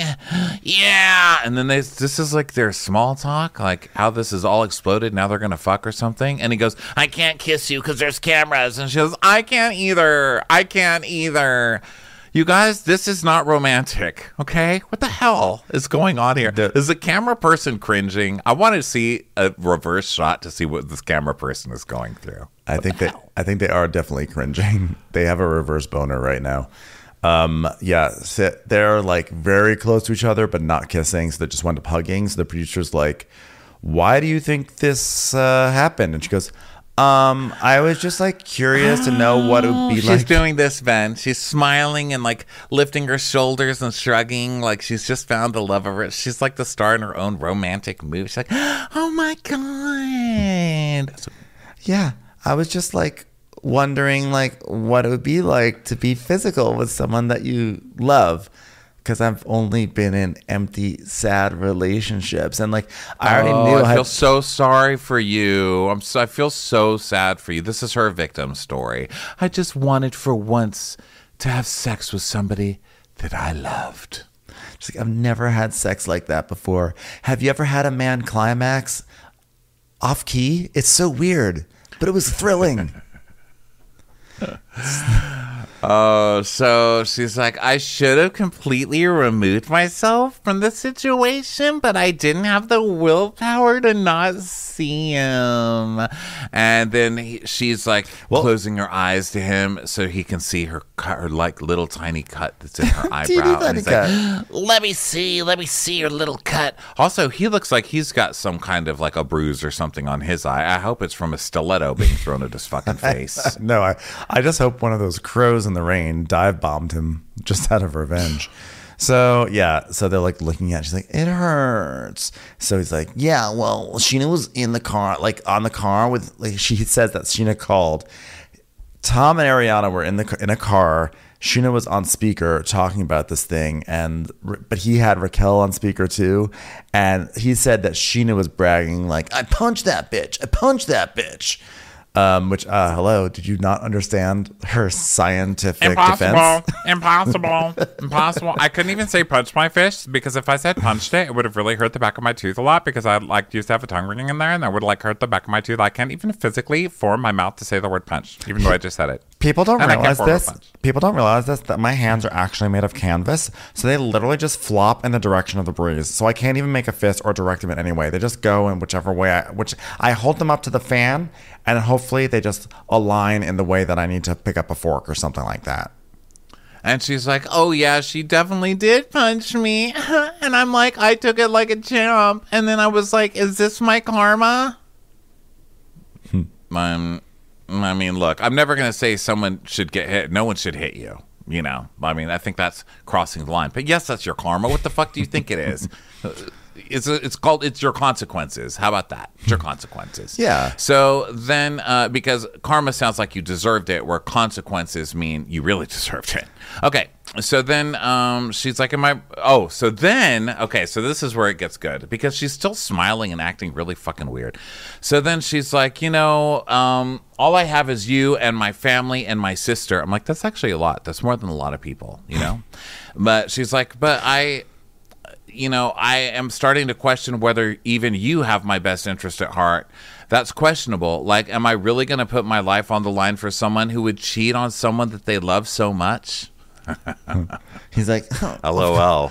Well, ding. That's the smartest thing you've ever said since you've been here. Congratulations. And I think we know the answer to that, which is yes, he will do that. And Sandoval is like, of course, I would never do this if there wasn't something here. Now let's just lower those lights a little bit more so I just don't even have to see your face. Okay.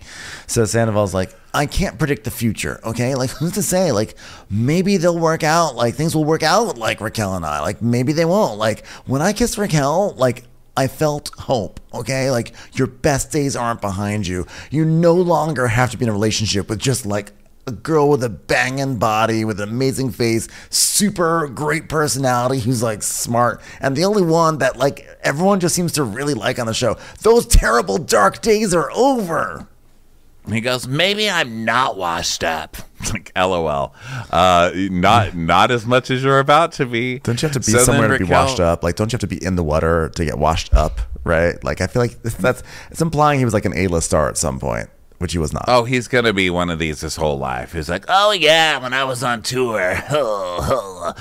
So Raquel says we fucked up. He goes, yeah, we did fuck up. But he's doing that, like, flirtatious thing where he's like, what a fuck? And she's like, coulda, shoulda, woulda. And he goes, woulda, coulda, shoulda. And she's like, oh, yeah. No, she had it right. Holy fuck, you're correcting somebody now, you idiot. This is the whole crux of it. He wants to be the one to correct somebody now, and he's wrong.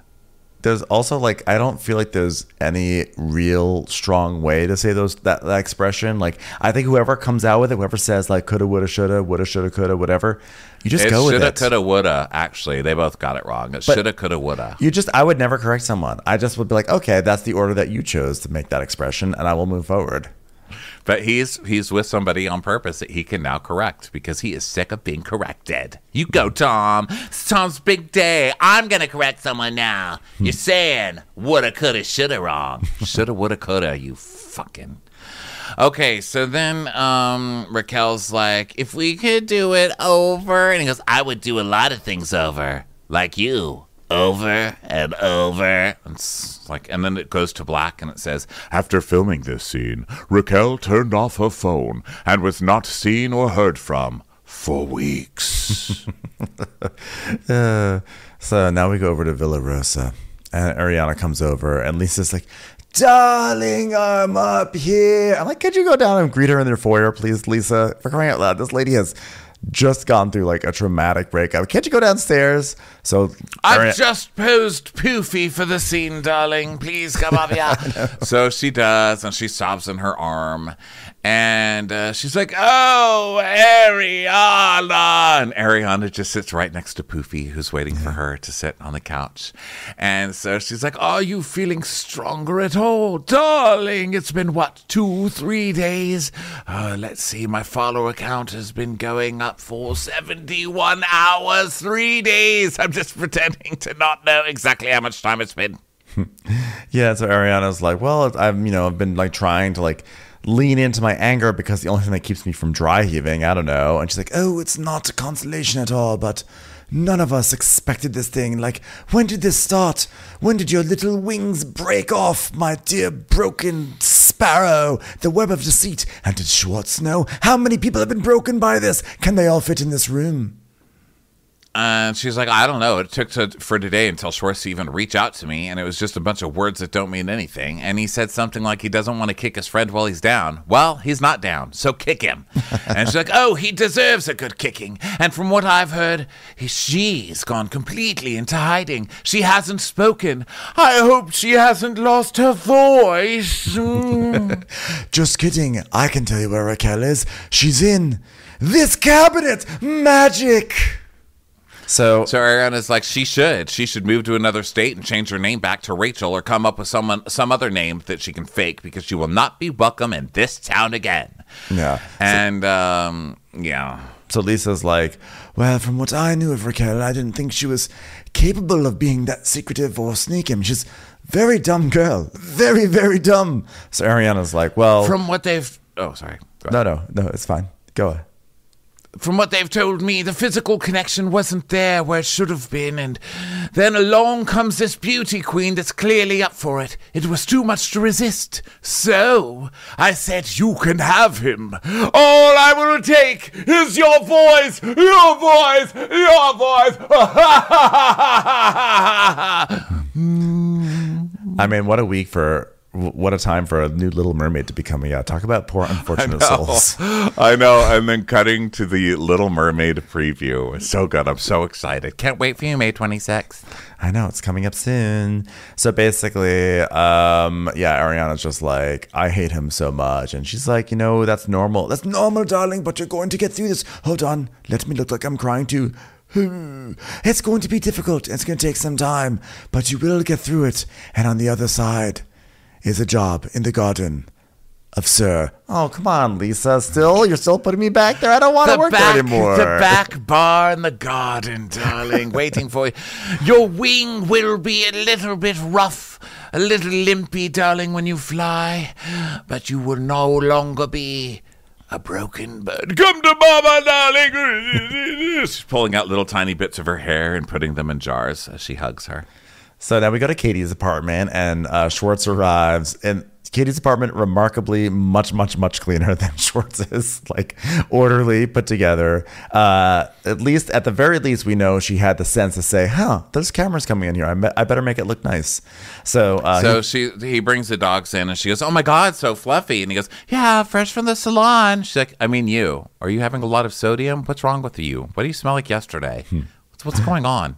Yeah. And he's like, well, I just had the most insane morning. Can I have a Coke? Oh my God, how's Ariana doing? Relatively speaking, I mean, I sent her a text. It was long. I just feel so bad the way. Oh God, I'm gonna just move my leg up and down really fast right now, not look you in the eye. Okay, we're gonna have this scene, aren't we? She's like, Tom, how long did you know?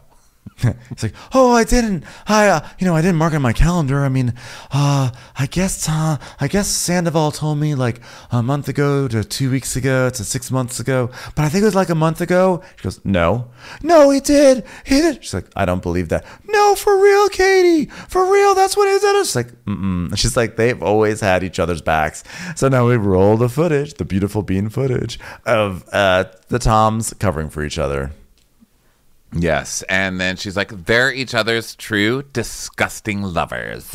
And she's like, you made a comment to me in October that was very telling. You said she's not following us around for me. trust me. And he goes, I didn't say that. Come on. She's like, yes, you 100% did. He goes, no, he told me a month ago, and I told him what to do, and that's the truth. And she goes, I know for a fact his ego wouldn't take you trying to hook up with this girl all summer long. And he's like, I wasn't trying to hook up with her. She's like, he was pretending while he was fucking her all along. He goes, unbeknownst to me. Yeah, she was like, why didn't you like encourage him to do something about this? He goes, Katie, do you know how hard this shit has been for me to process? I mean, my whole reputation is sullied completely over this. My reputation, the guy who swam in a river right before his wedding, my reputation's being damaged. I didn't do anything wrong. I'm worried about our bar. She goes, so you did know? And he goes, nah, I need limited information. She goes, oh, exactly. So why don't you get on the right side of things and tell everyone the truth for once? And then the stage directions say, menacing music plays. It's like, I love that they have like a whole playlist for Katie. Menacing music. It's a Katie scene. Yes. So he's like, it was just a one-night stand. But then that was around September. Oh, my God. But then I was like, oh, it's disgusting. Oh, God. How could you justify it? And then he was going to talk to Ariana. And then it didn't work. And then he was going to make it work. But then he changed his mind. I didn't know what to do. And she's like, well, why didn't you tell him to do something about it? And he's like, Katie, this is my bar. She goes, fuck the bar. He blew up his life. And he goes, I know. And she goes, you've been his bitch boy for how many years now? He's like, oh, my God, I'm not his bitch boy. I'm your bitch boy. I'm your bitch boy. I'm just a dude trying to get by in life. I'm just a cute dude trying to get by in life. And you know what? I got a lot on my mind. My health, my wealth, my family. I mean, there's man-eating crocodiles in Florida now. Like, I hate to break it to you, but what? What did he?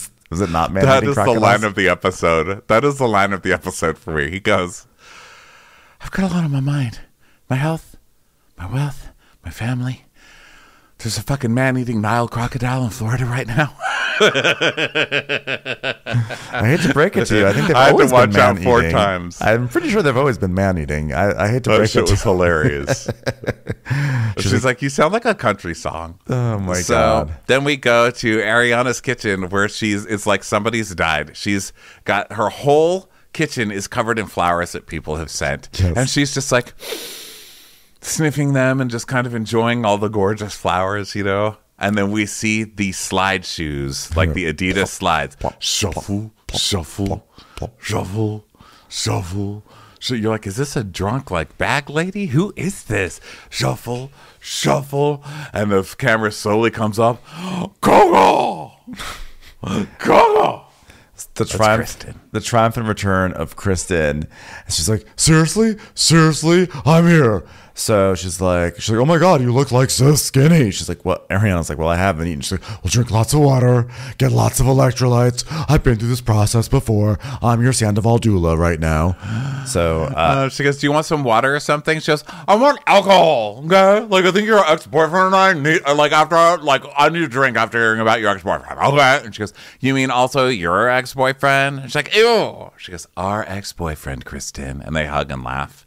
And then we see the clip of back in the day when Kristen's going, so it's okay to fuck around with other people's boyfriends? And she's like, I wouldn't call it fucking around. Oh, okay, so you're saying it's okay to hook up with other people's boyfriends then? Is that what you're saying? It's okay to hook up with other people's boyfriends then? She's like, well, he told me that you guys were breaking up. Tom, did you tell her we were breaking up? Good luck, Ariana. Good luck. You win, Ariana. You win wondering where Tom is every night when you text him. You win not being sure if he's ever telling the truth. And you win sharing a bed with the best liar I have ever known. Mariposa out. Caw.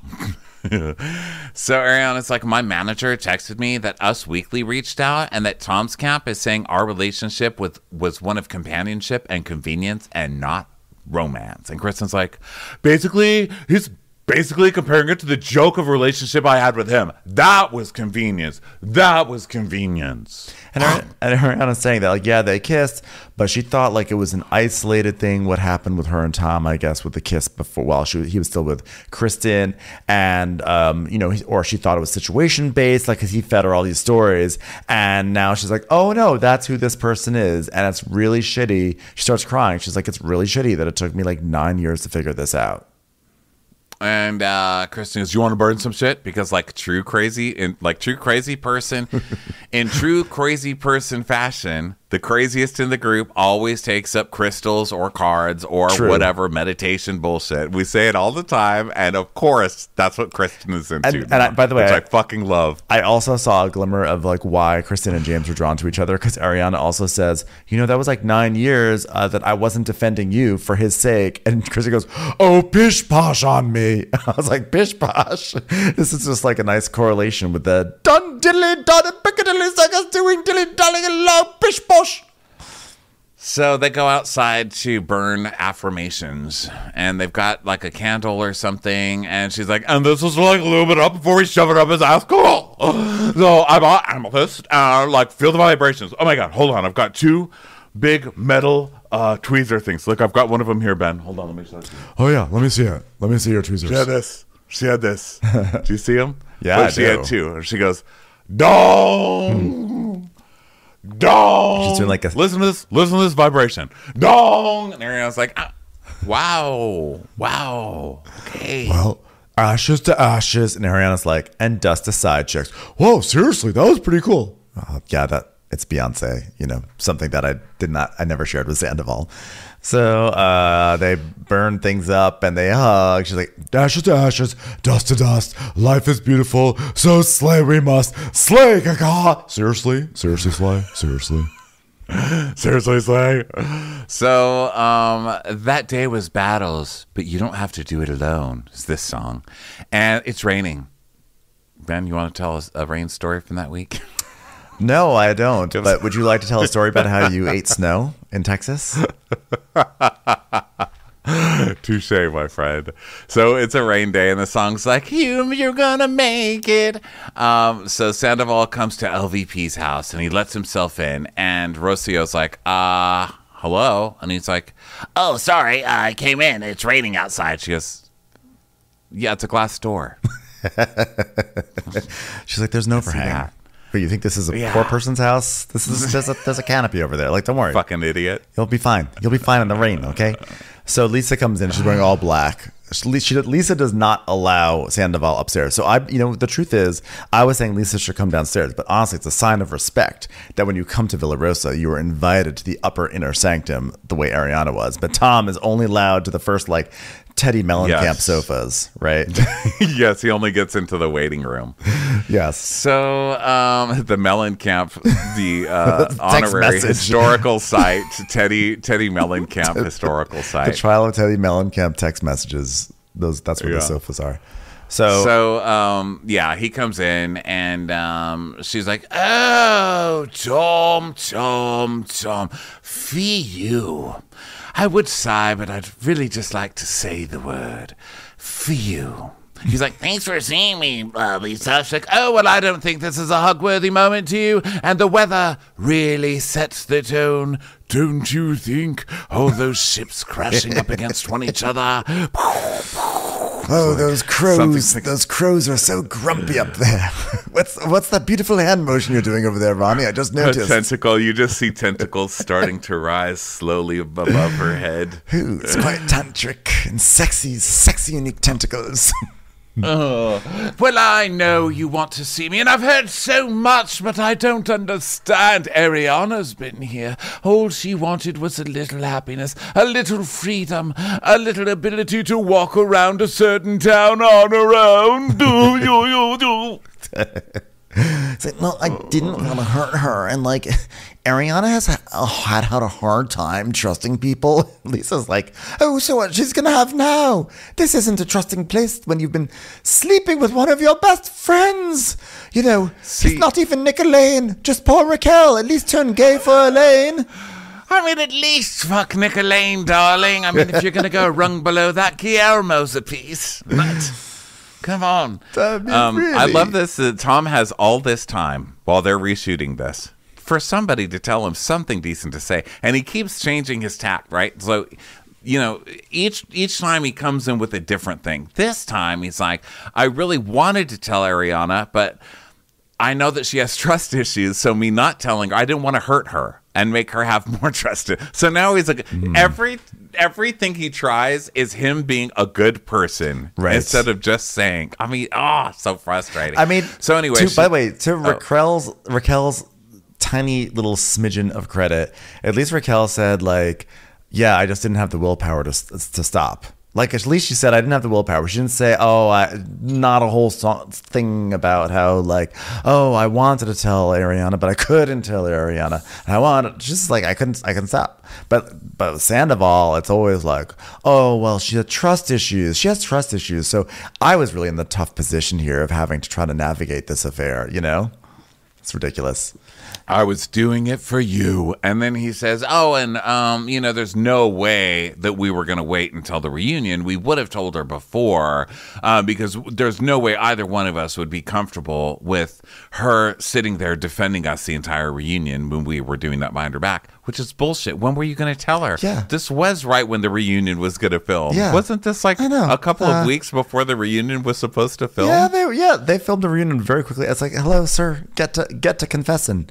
So they're like, we just like, we felt like as a human being, like none of us wanted to have Ariana defending us at the reunion because that would just be horrible if she was in that position. And then it's like cut to September 14th, 2022, Ariana saying like, I love Raquel. I love my boyfriend. They're so trustworthy. Everyone should love them, essentially, is what she's saying.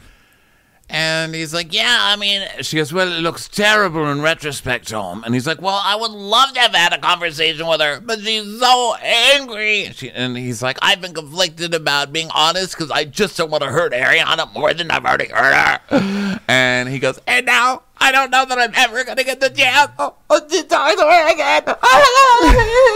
This is like, oh, Jesus Christ. So he starts Jen Shaw. I swear, Jen Shaw. And he looks and it's not really working. So then he gets up and he goes to the side and he goes against the window. He's like, he like hyperventilates. Well, he's hyperventilating against the window. Like doing a very dramatic, very theatrical on stage, going for the Tony Award performance there. Oh, he's so terrible. And he's doing it. He's up against the glass window, pushing it. And then he's by that big, Lisa Vanderpump has the weirdest shit in her house. She's got a pot that's like 7 feet tall. It's taller than a person. And then it's got pink things coming out of it, like those big furry things that just kind of like droop out. Like snuffleupaguses, but they're all different shades of pink. And he's like crying right in the middle of all these snuffleupagus things. And she, the minute he starts that fake sobbing, she gives that look like broken bad. So she's like, it's been too much, I know. And she tells us, I will not turn my back on Sandoval. I will always condemn what he did, but they've all been guilty of things, maybe not at this level. But it bought me that giant fir tree thing that washed up weathered old twink is pretending to sob into now. So I've got to be somewhat grateful, don't I, darling? This disco home didn't build itself.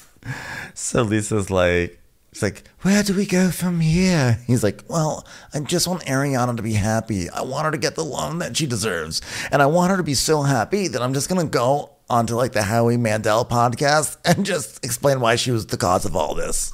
I just want her to be the cause of her own she basically happiness. Emotionally blackmailed me and threatened to kill herself if I ever did anything. Piece of crap, this guy. Yeah. So she does the whole, you're not a bad, she puts on her little nun habit thing like Susan Sarandon in that serial killer movie, Dead Man Walking. Is that what it's called? Yeah. She pulls her Dead Man Walking. She's like, you're not a bad person, Tom. You just did a bad thing. Now remember that while I fuck Kevin Costner. Whoa, Lisa, that was a different Susan Sarandon movie. All right, well, either way, you're good. You're still hired for next season. Goodbye. Her catalog really provides a range of experiences that I enjoy. So, so now it's happy hour at a bar. We're going over to Cahuenga Boulevard to Grandmaster Records, which is also where Garcelle and Erica had hot toddies, I believe, last season on Beverly Hills, in case anyone wanted to connect the dots. And so they're at the happy hour. We got like a lot of the gang here. We got Lala and Katie. Lala's like, this is cute. This is cute and fun. And Charlie joins. It almost seems like for a moment we were going to get a scene of like, Charlie, what do you think? Because you were like Raquel's friend and you defended her. But no, we don't get that. She's just there. Oh, Charlie's already shown what she thinks on Twitter. Yeah. Going, oh my God, Charlie was hilarious during this on Twitter. She was. So, of course, Lala shows up in her "Send It to Daryl" sweatshirt, which is so ridiculous. So Sheena's like, I brought my sister Coco because I don't want to be alone. Katie's like, okay. So Katie goes, are you okay? And she's like, no. And so Ariana shows up in a revenge dress. You know, she's like, my final scene of the season. I look fucking amazing in gold. And the rest of them are in black, all sad. Yeah. So then Lala's like, I mean, how are you doing? And she goes, I just want to support Ariana tonight. I would not imagine that this would happen today. Hold on, let me suck in my bottom lip and then cross my eyes. So here's the news. Like earlier today, I get like a call from my publicist, and it like took me a very long time to pick up the phone because, as you know, I physically cannot make a fist, which is what you need to do to pick up a phone. So once I finally got that, my publicist told me that Raquel has filed for a temporary restraining order. I added it to my special box I keep temporary restraining orders in. This one's from Rob. This other one's from Rob too. This is a guy I dated in like season 4. I forgot his name. This one is from the penguin that I tried to adopt Adam for that guy. Yeah, it's Adam's penguin. Spot. Adam's penguin got a temporary restraining order on me. I tried to visit him at the zoo, and the penguin just like kept running away and going for a fish. I was like, excuse me. Because, you know, Sheena takes that adoption very seriously. Your father and I have broken up now, so I'm gonna write you a letter. Here's what I've been doing. Go to Asgold. The penguin's like, leave me alone, please. Ronnie, you know that we have a penguin? We sure do. Yes. I have the certificate here somewhere for that. Okay. I was wondering penguin. where that certificate was. Someone, I think, in Minnesota adopted a penguin we have our own during that season. It was really wonderful. I know. We have a child together. That's the thing. That's the thing. Ron and I, we're in it for the long haul because we have a child. We're married. Child. We have a child. You know what? If ever we have trouble in our relationship, we're like, let's stay together for the child. Let's think about the children. Okay? Let's think about our penguin. Poor penguin that we never visit. We have to visit our penguin, and next time when we go to Minnesota month, we'll visit that penguin. Okay. Yeah. I'll go. That will be so cute. We can hold hands and take pictures. So Lala's like, I just want you to remember, this is not you forever. This is like just you for right now. Send it to Daryl's. On sale now at lalas.com. So Sheena's like, I can't believe that this person I took under my wing, and then like I was a mother to her, and then I like punched her, and now she's taking it to a legal level with me. I've been like a mom and a sister to that girl. Like I even showed her how to make a crop top, and for her to do that to me, I mean, like if I could make a fist, I would make one and shake it, but all I can do is just do jazz hands. I'm sorry. So Katie's like, you gave her a place to live. And Sheena's like, that I paid for. And Charlie's like, this is like demented. This is like a dark. And like at this point, it's like a dark. See you next season. That's her line for the night.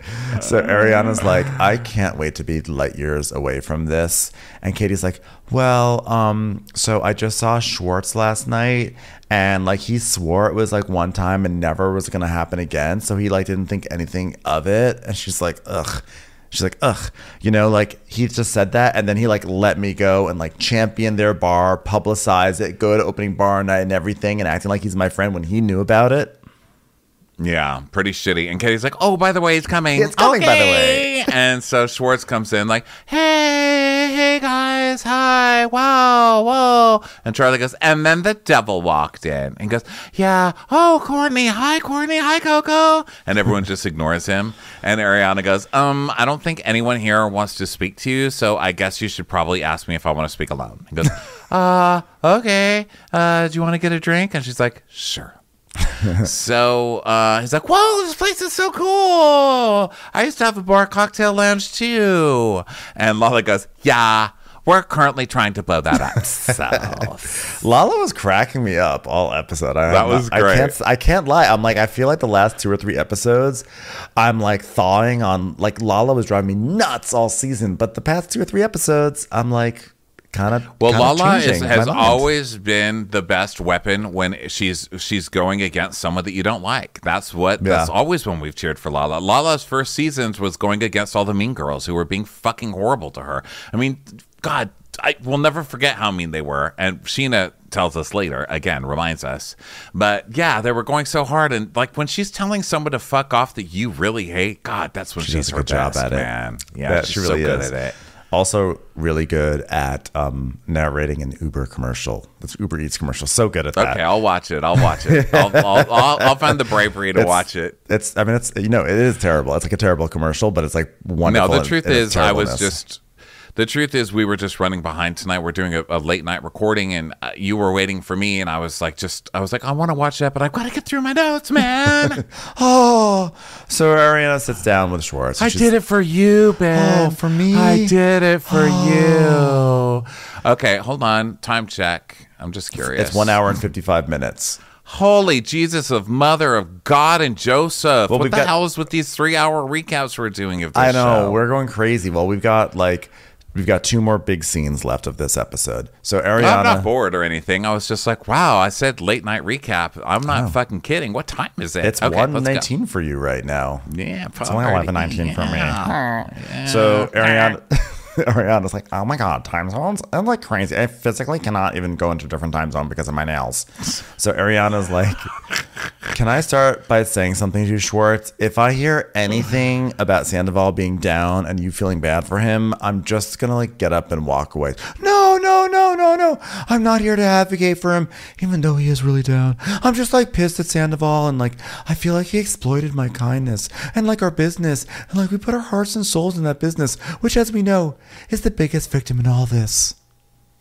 Yeah, so basically he's here to be like, listen, we're getting slammed by the public and our business is going down the drain and we really need you to say something or put out something don't take it out on the business or go out on your Instagram and say, guys, this isn't the fault of the business or something. This is clearly what he's trying to do. At least in my eyes, it seems like what he's trying to do, because he's not making Tom the victim. He's making himself. He's like, he exploited my kindness and, also our business that we put our heart and soul into. She goes, yeah, well, he apologized to your business before he apologized to me, which was literally pathetic. And he goes, yeah, well, I'm not excusing that. It's just our partners are freaking out. I'm freaking out. The line cooks are freaking out. They've been there 3 months now. This is crazy.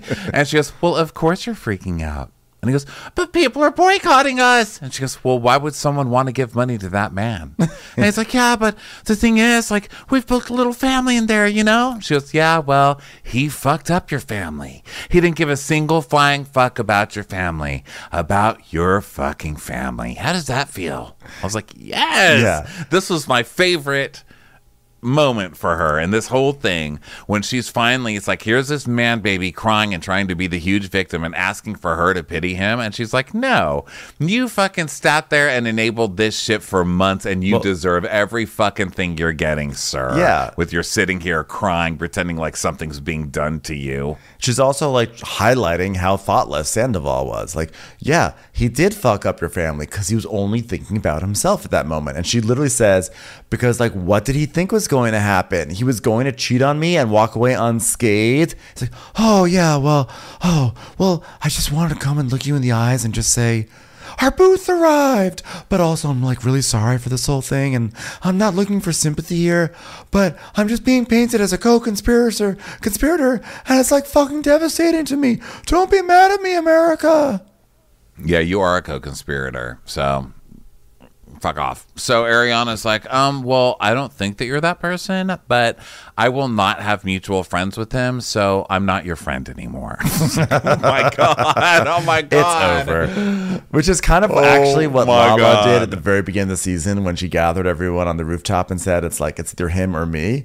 And we're like, wow, Lala. But now it's sort of when Ariana does it, I'm like, yeah. So Schwartz is dude. Well, she didn't give a choice. She wasn't like, okay, everybody, let's have a meeting. Here's the choice. You choose pickleball over me. She was like, you're dead to me. Bye. Yeah. Schwartz's like, dude, I was always assured by him that he was handling it and doing the right thing. And she goes, I am not it. He's not handling it. I am not it. I was his fucking ride or die. I defended him to you even, and like to try to I was like trying to make him go 5 days without drinking so that he could get his sperm tested so we could have embryos, and because he really wanted that down the road, and I wanted him to have that, and I wish that I didn't miss him, but I really wish that I didn't miss him, but I feel like what I miss is not real. Which is... So she's crying, right? And so he's uncomfortable. So he's looking away and doing his finger chewing thing that Lala called him out on. He's literally chewing on his fingers. Oh, what a wuss. So loved that. So then 2 weeks later, Sheena is reading. She's reading a comment on Patreon. And it's like, you guys, like, knowing what we know now, they're like blatantly, obviously, with their affair. And you guys just didn't notice. And Brock goes, who's saying that? She goes, someone on Patreon. He goes, well, guys, we know you're not geniuses, all right? I thought he was saying that we're not geniuses. Oh, that would make more sense. I was like, damn, you're just coming for your Patreon people. It's like, fucking stupid Patreon people. I was like, we'll take your Patreon people. Go to Watch What Crappens Patreon for this video recap. Ding, I mean, obviously, we're not geniuses. Cut to Brock eating cereal with a rolling pin. So Sheena's like, well, Sandoval finally texted me and said he wanted me to hear him out. And Sheena gives... just this hilarious backstory about she's known him for like 14 years. And she goes, when the show started, we were at our like first upfronts in New York, and I had like no friends there, and I had like Sandoval, and I just remember we were doing the red carpet, and like no one wanted me in the photos, and like he put like his arm around me and pulled me. I was like, no, you're a part of this. You're a part of this NBC Universal Comcast upfronts experience. You're with all of us. Get in the photo. You know, honestly, I didn't find that funny at all. I thought it was so fucking sad. And she's like literally crying because she's still traumatized how those girls were to her in that first season. Because it wasn't just, at first she made it sound like they were the ones who were asked to go to upfronts, right? So I was like, oh, it's just Tom and her, and she felt lonely. But then they show us the whole cast who wouldn't even be with her, who wouldn't even like take a picture with her after the whole season was done. God, those people were vile. All of those people. I just love that. Gross. That like so many formative memories for Sheena are wrapped up in things like going to the NBC upfronts in 2013. And being traumatized. But I did think that too, though. By the way, I just so you know, I actually thought that too. I was like, damn, they were mean to her even at the upfronts. Wow, this was an evil cast. And people ask where so much of my residual anger comes from. It's this. It is poor Sheena crying right here, right now, people. This, I rest my case. Okay, this was my witness. Thank you, Sheena. The irony. You may be seated. The irony that she forged a friendship with Tom Sandoval at a thing called upfronts. I know. Also, I'm sorry. I would say case closed and then bang a gavel, but unfortunately, I can't make a fist around the gavel because it's physically impossible. So I'm just gonna have to say court dismissed. Okay, bye. I'm just gonna clap on top of the gavel, and you'll have to pretend that's the hammer hitting. That I could do. That's the hammer hitting the desk. That I can do. So then knock. Brock's like, here we go. So Sandoval's like, hey guys, and he comes in with a big box, and Brock's like, oh, what's this? And he's like, I don't know. It was outside. He goes, oh. Yeah, you know what, Sandoval. I would say in your image rehabilitation, bring little gifts when you go and do your apology tour, because that was so funny. It's like it's like the Kizix that Sheena ordered, and Brock's like, "All right, well, I'm gonna take Summer to the park. All right, well, tough one you put us in, bro. All right, gonna let you have a chat. Like, all right, just some random Brock disappointment as he leaves. Thanks for that, Brock." Yeah. So Sheena's crying, and you know, it's so funny because I think I also noticed how she was doing that thing with her face, because I apparently wrote down in my notes, Sheena is crying like a sock puppet. She's like so Sandoval's crying. He's like, I just want to say I'm like really sorry to like Ariana, but also like to you and like to the things that I said to you that night. Like I feel like really mad that night. Because apparently that night he acted like our friendship was nothing, and he made comments like we're not even friends, and like I'm no one to you. And he goes, "This is like when I turned 40, I had this like spiritual awakening. Like I was gonna break up with Ariana regardless." And she's like, but you didn't. You slept with her best friend instead. I've known you for 13, 14 years, but I don't know you. Like the person I know wouldn't do this. The person 6 years ago that said he didn't have sex in Miami, which, by the way, I knew was true. Yeah, then we got the classic, we had sex. We had sex. No, we didn't. No, we didn't. We had sex. And Sandoval goes, Ariana has like always known the truth about that, which sounded pretty much like an admission from Tom Sandoval, right? Yeah. She's like, so whatever, the Miami girl, this is the first time you've ever cheated? Because you're talking to Sheena. Her original plotline on this show was banging a guy who was going through his middle-age crisis. That's like, true you too. really think you're going to get some pity from her over this? You know, she's been roasted over this for years.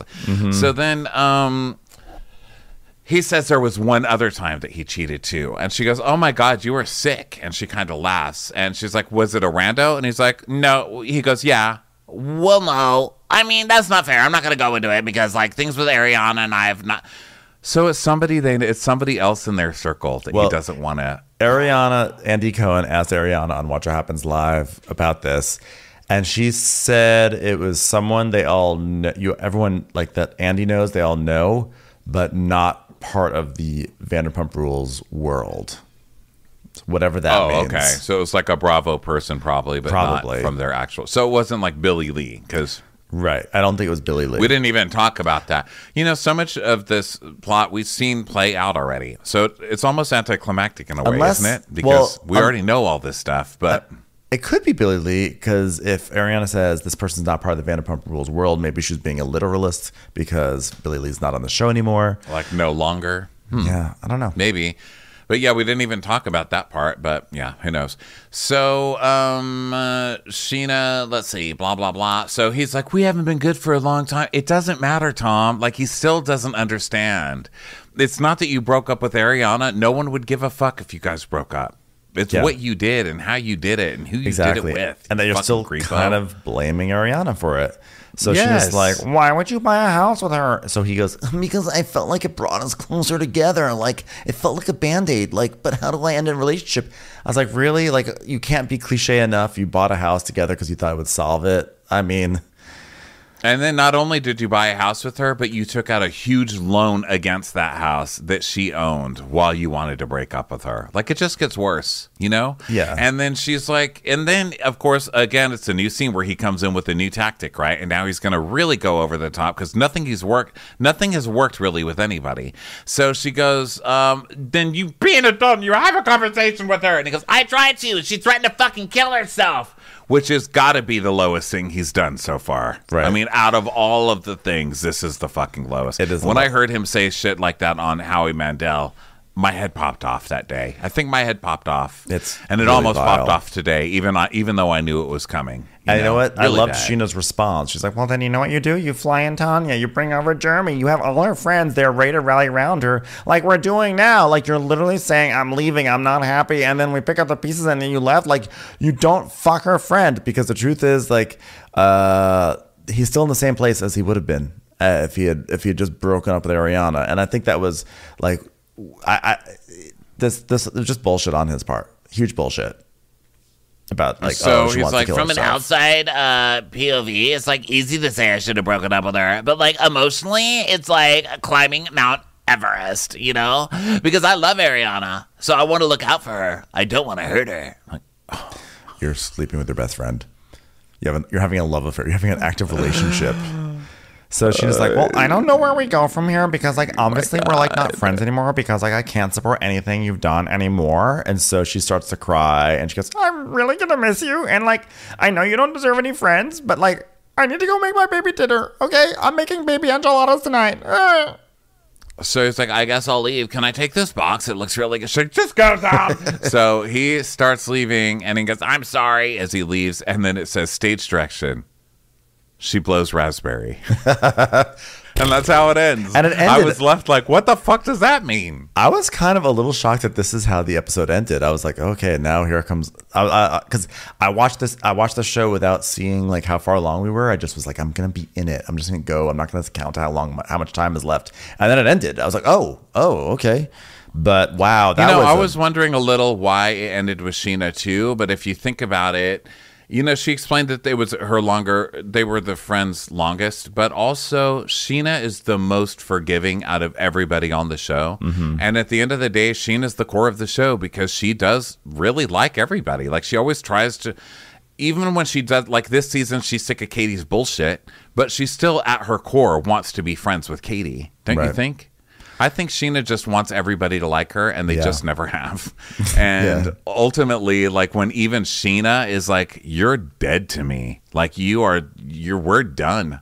I don't think we've ever seen that from Sheena, and that I think was the ultimate ending. It's like, bye. You've pissed off even Sheena to the point of no return, sir. Wow. Yeah, it was sort of weird because I don't think they were in a position that they could craft a decent ending for this. It's so raw and so fresh. You can't put something uplifting because that feels fake. Like, I thought they were going to do something where they would show somehow all the great cool things that Ariana's doing, like going to the White House and like having a Bloomingdale shoot, being in a Lifetime movie, all these things that are coming her way now. I thought they might do some sort of like montage. I would have liked them to see, like, show the Tom Sandoval or show the post that Raquel put out about Mental Health Awareness Day, and then seeing that she was really at the Miraval spa, and then seeing Tom just being chased and like hiding his face and looking methier and methier, and his hair getting strawier and strawier, and then you see Raquel like hiding like at the Miraval, but even people there hate her. And then you see Ariana at the White House, and you see Ariana like getting her own solo on Watch What Happen. You know, all the kind of ending, and then it just ends with Tom drinking a 40 out of a paper bag in front of a 7-Eleven, like singing, Africa to somebody for dollars. Yeah, that would have been Africa. That would have been good too. But like, it was just him walking out the door. They didn't even give him like a cinematic, like driving off into I won't say sunset because it was probably raining, but driving off into the rain, like there goes his car. You'll never forget it. And that's the end it's like, of the season. Ben's like, I remember that specific day. It was raining. It was raining and it sucked. It was raining. It was a rain because there was a leak and I had to deal with it. Oh, yeah. You actually did have like serious trauma on this rain day. It wasn't just like the regular LA person. I lost power. Because I'm the same way when I lived there. You forget what it's like, the rain trauma, but you really did have trauma. I lost power. I had a leak. I'm sorry I was freezing teasing you and about I got that. sick because of it.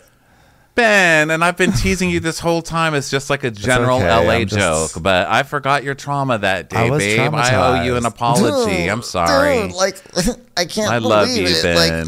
Like, it's like I tried so hard to like express myself to you, and then you were just like making fun of me. Like, it's not I was. I'm sorry. That wasn't the right time to be making fun of you, can babe. I love you, I think Ben. rain in LA is always good to make jokes for. No, but that I was like, bad. oh, it was raining that day. You're like, oh yeah, why don't you talk about some more? And I was like, oh, okay, wow. No, because I was joking in the beginning about how LA people, when it rains, everybody's traumatic about it for like a month. And so I was just making jokes on that. I wasn't literally saying you were like that.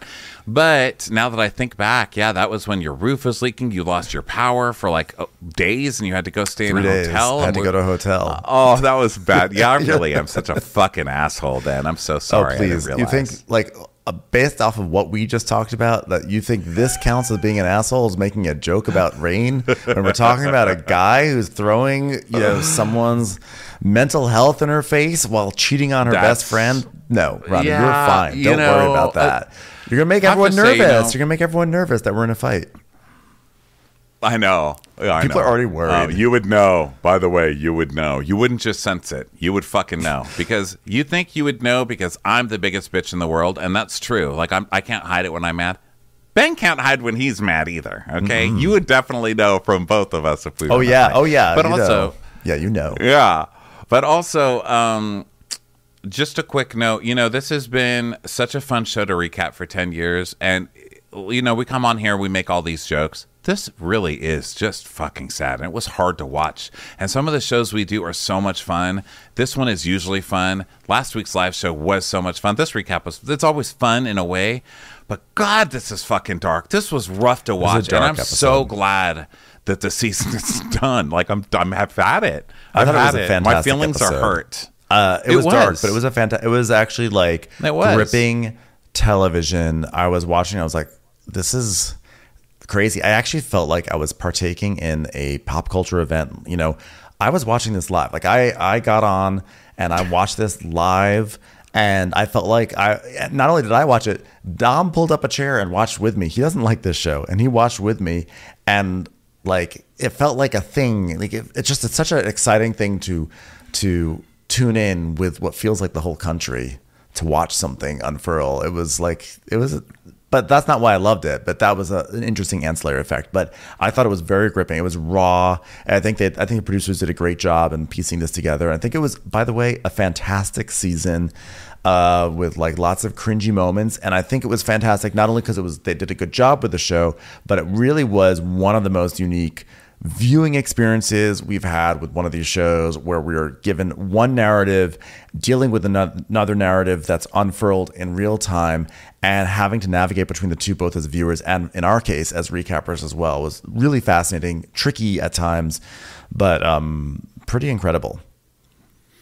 Yeah, good season. Well, everybody, thank you so much for being with us this whole time. And guess what? It's not over. There's still a month of Reunion Festivus to come. So we will be back doing this. Hopefully we get to do another live show, at least one more Vanderpump Rules live show out there. And this has been great. Thanks for being with us on demand, everybody who's out there watching and supporting us that way. And we love you guys. We will talk to you, tomorrow, I guess. Top Chef. Did you mean to upstage fuck Top up Chef? Your entire life, you fucking weathered ass, aged ass, leathery ass twink with dried ass, Hi, chefs. methy hair. Hi, chefs. Please throw Tom Sandoval into a blast chiller. Thanks. Bye. Bye, everyone. Bye. Watch What Crappens would like to thank its premium sponsors. Ain't no thing like Allison King. Ashley Savoni, she don't take no baloney. She's not just a Sheila, she's a Daniela. Itchels. Dana C. Dana Do. Aaron McNicholas, she don't miss no trickolas. Hava Nagila Weber. Jamie, she has no last namey. Sipped some scotch with Jessica Trotch. Kristen the Piston Anderson. She's always supplying, it's Kelly Ryan. Megan Berg, you can't have a burger without the Berg. You're never alone with Lacey Monteleone. Let's give a kisserino to Lisa Lino. There ain't no problem that Sarah Salvia can't solve ya. The Bay Area Betches. And our super premium sponsors, the incredible edible Matthews sisters. Somebody get us 10 cc's of Betsy MD. She's not harsh. She's Jill Hirsch. We're taking the gold with Brenda Silva. Erica, 500 Days of Summers. She's the queen bee. It's Sarah Lemke. We love him madly. It's Kyle Pod Shadley. Don't get salty with Christine Pepper. Let's go on a bender with Lauren Fender. My favorite Murdo, Karen McMurdo. Nobody holds a candle to Jamie Kendall. Give him hell, Miss Noel. Can't have a meal without the Emily Sides. Let's get real with Caitlin O'Neill. We want to hang with Liz Lang. Can't have a meal without the Emily Sides. Shannon, out of a cannon, Anthony. Let's take off with Tamla Plain. She ain't no shrinking Violet Kuchar. We love you guys. Hey Prime members, you can listen to Watch What Crappens ad-free on Amazon Music. Download the Amazon Music app today. Or you can listen ad-free with Wondery Plus in Apple Podcasts. Before you go, tell us about yourself by completing a short survey at Wondery.com/survey.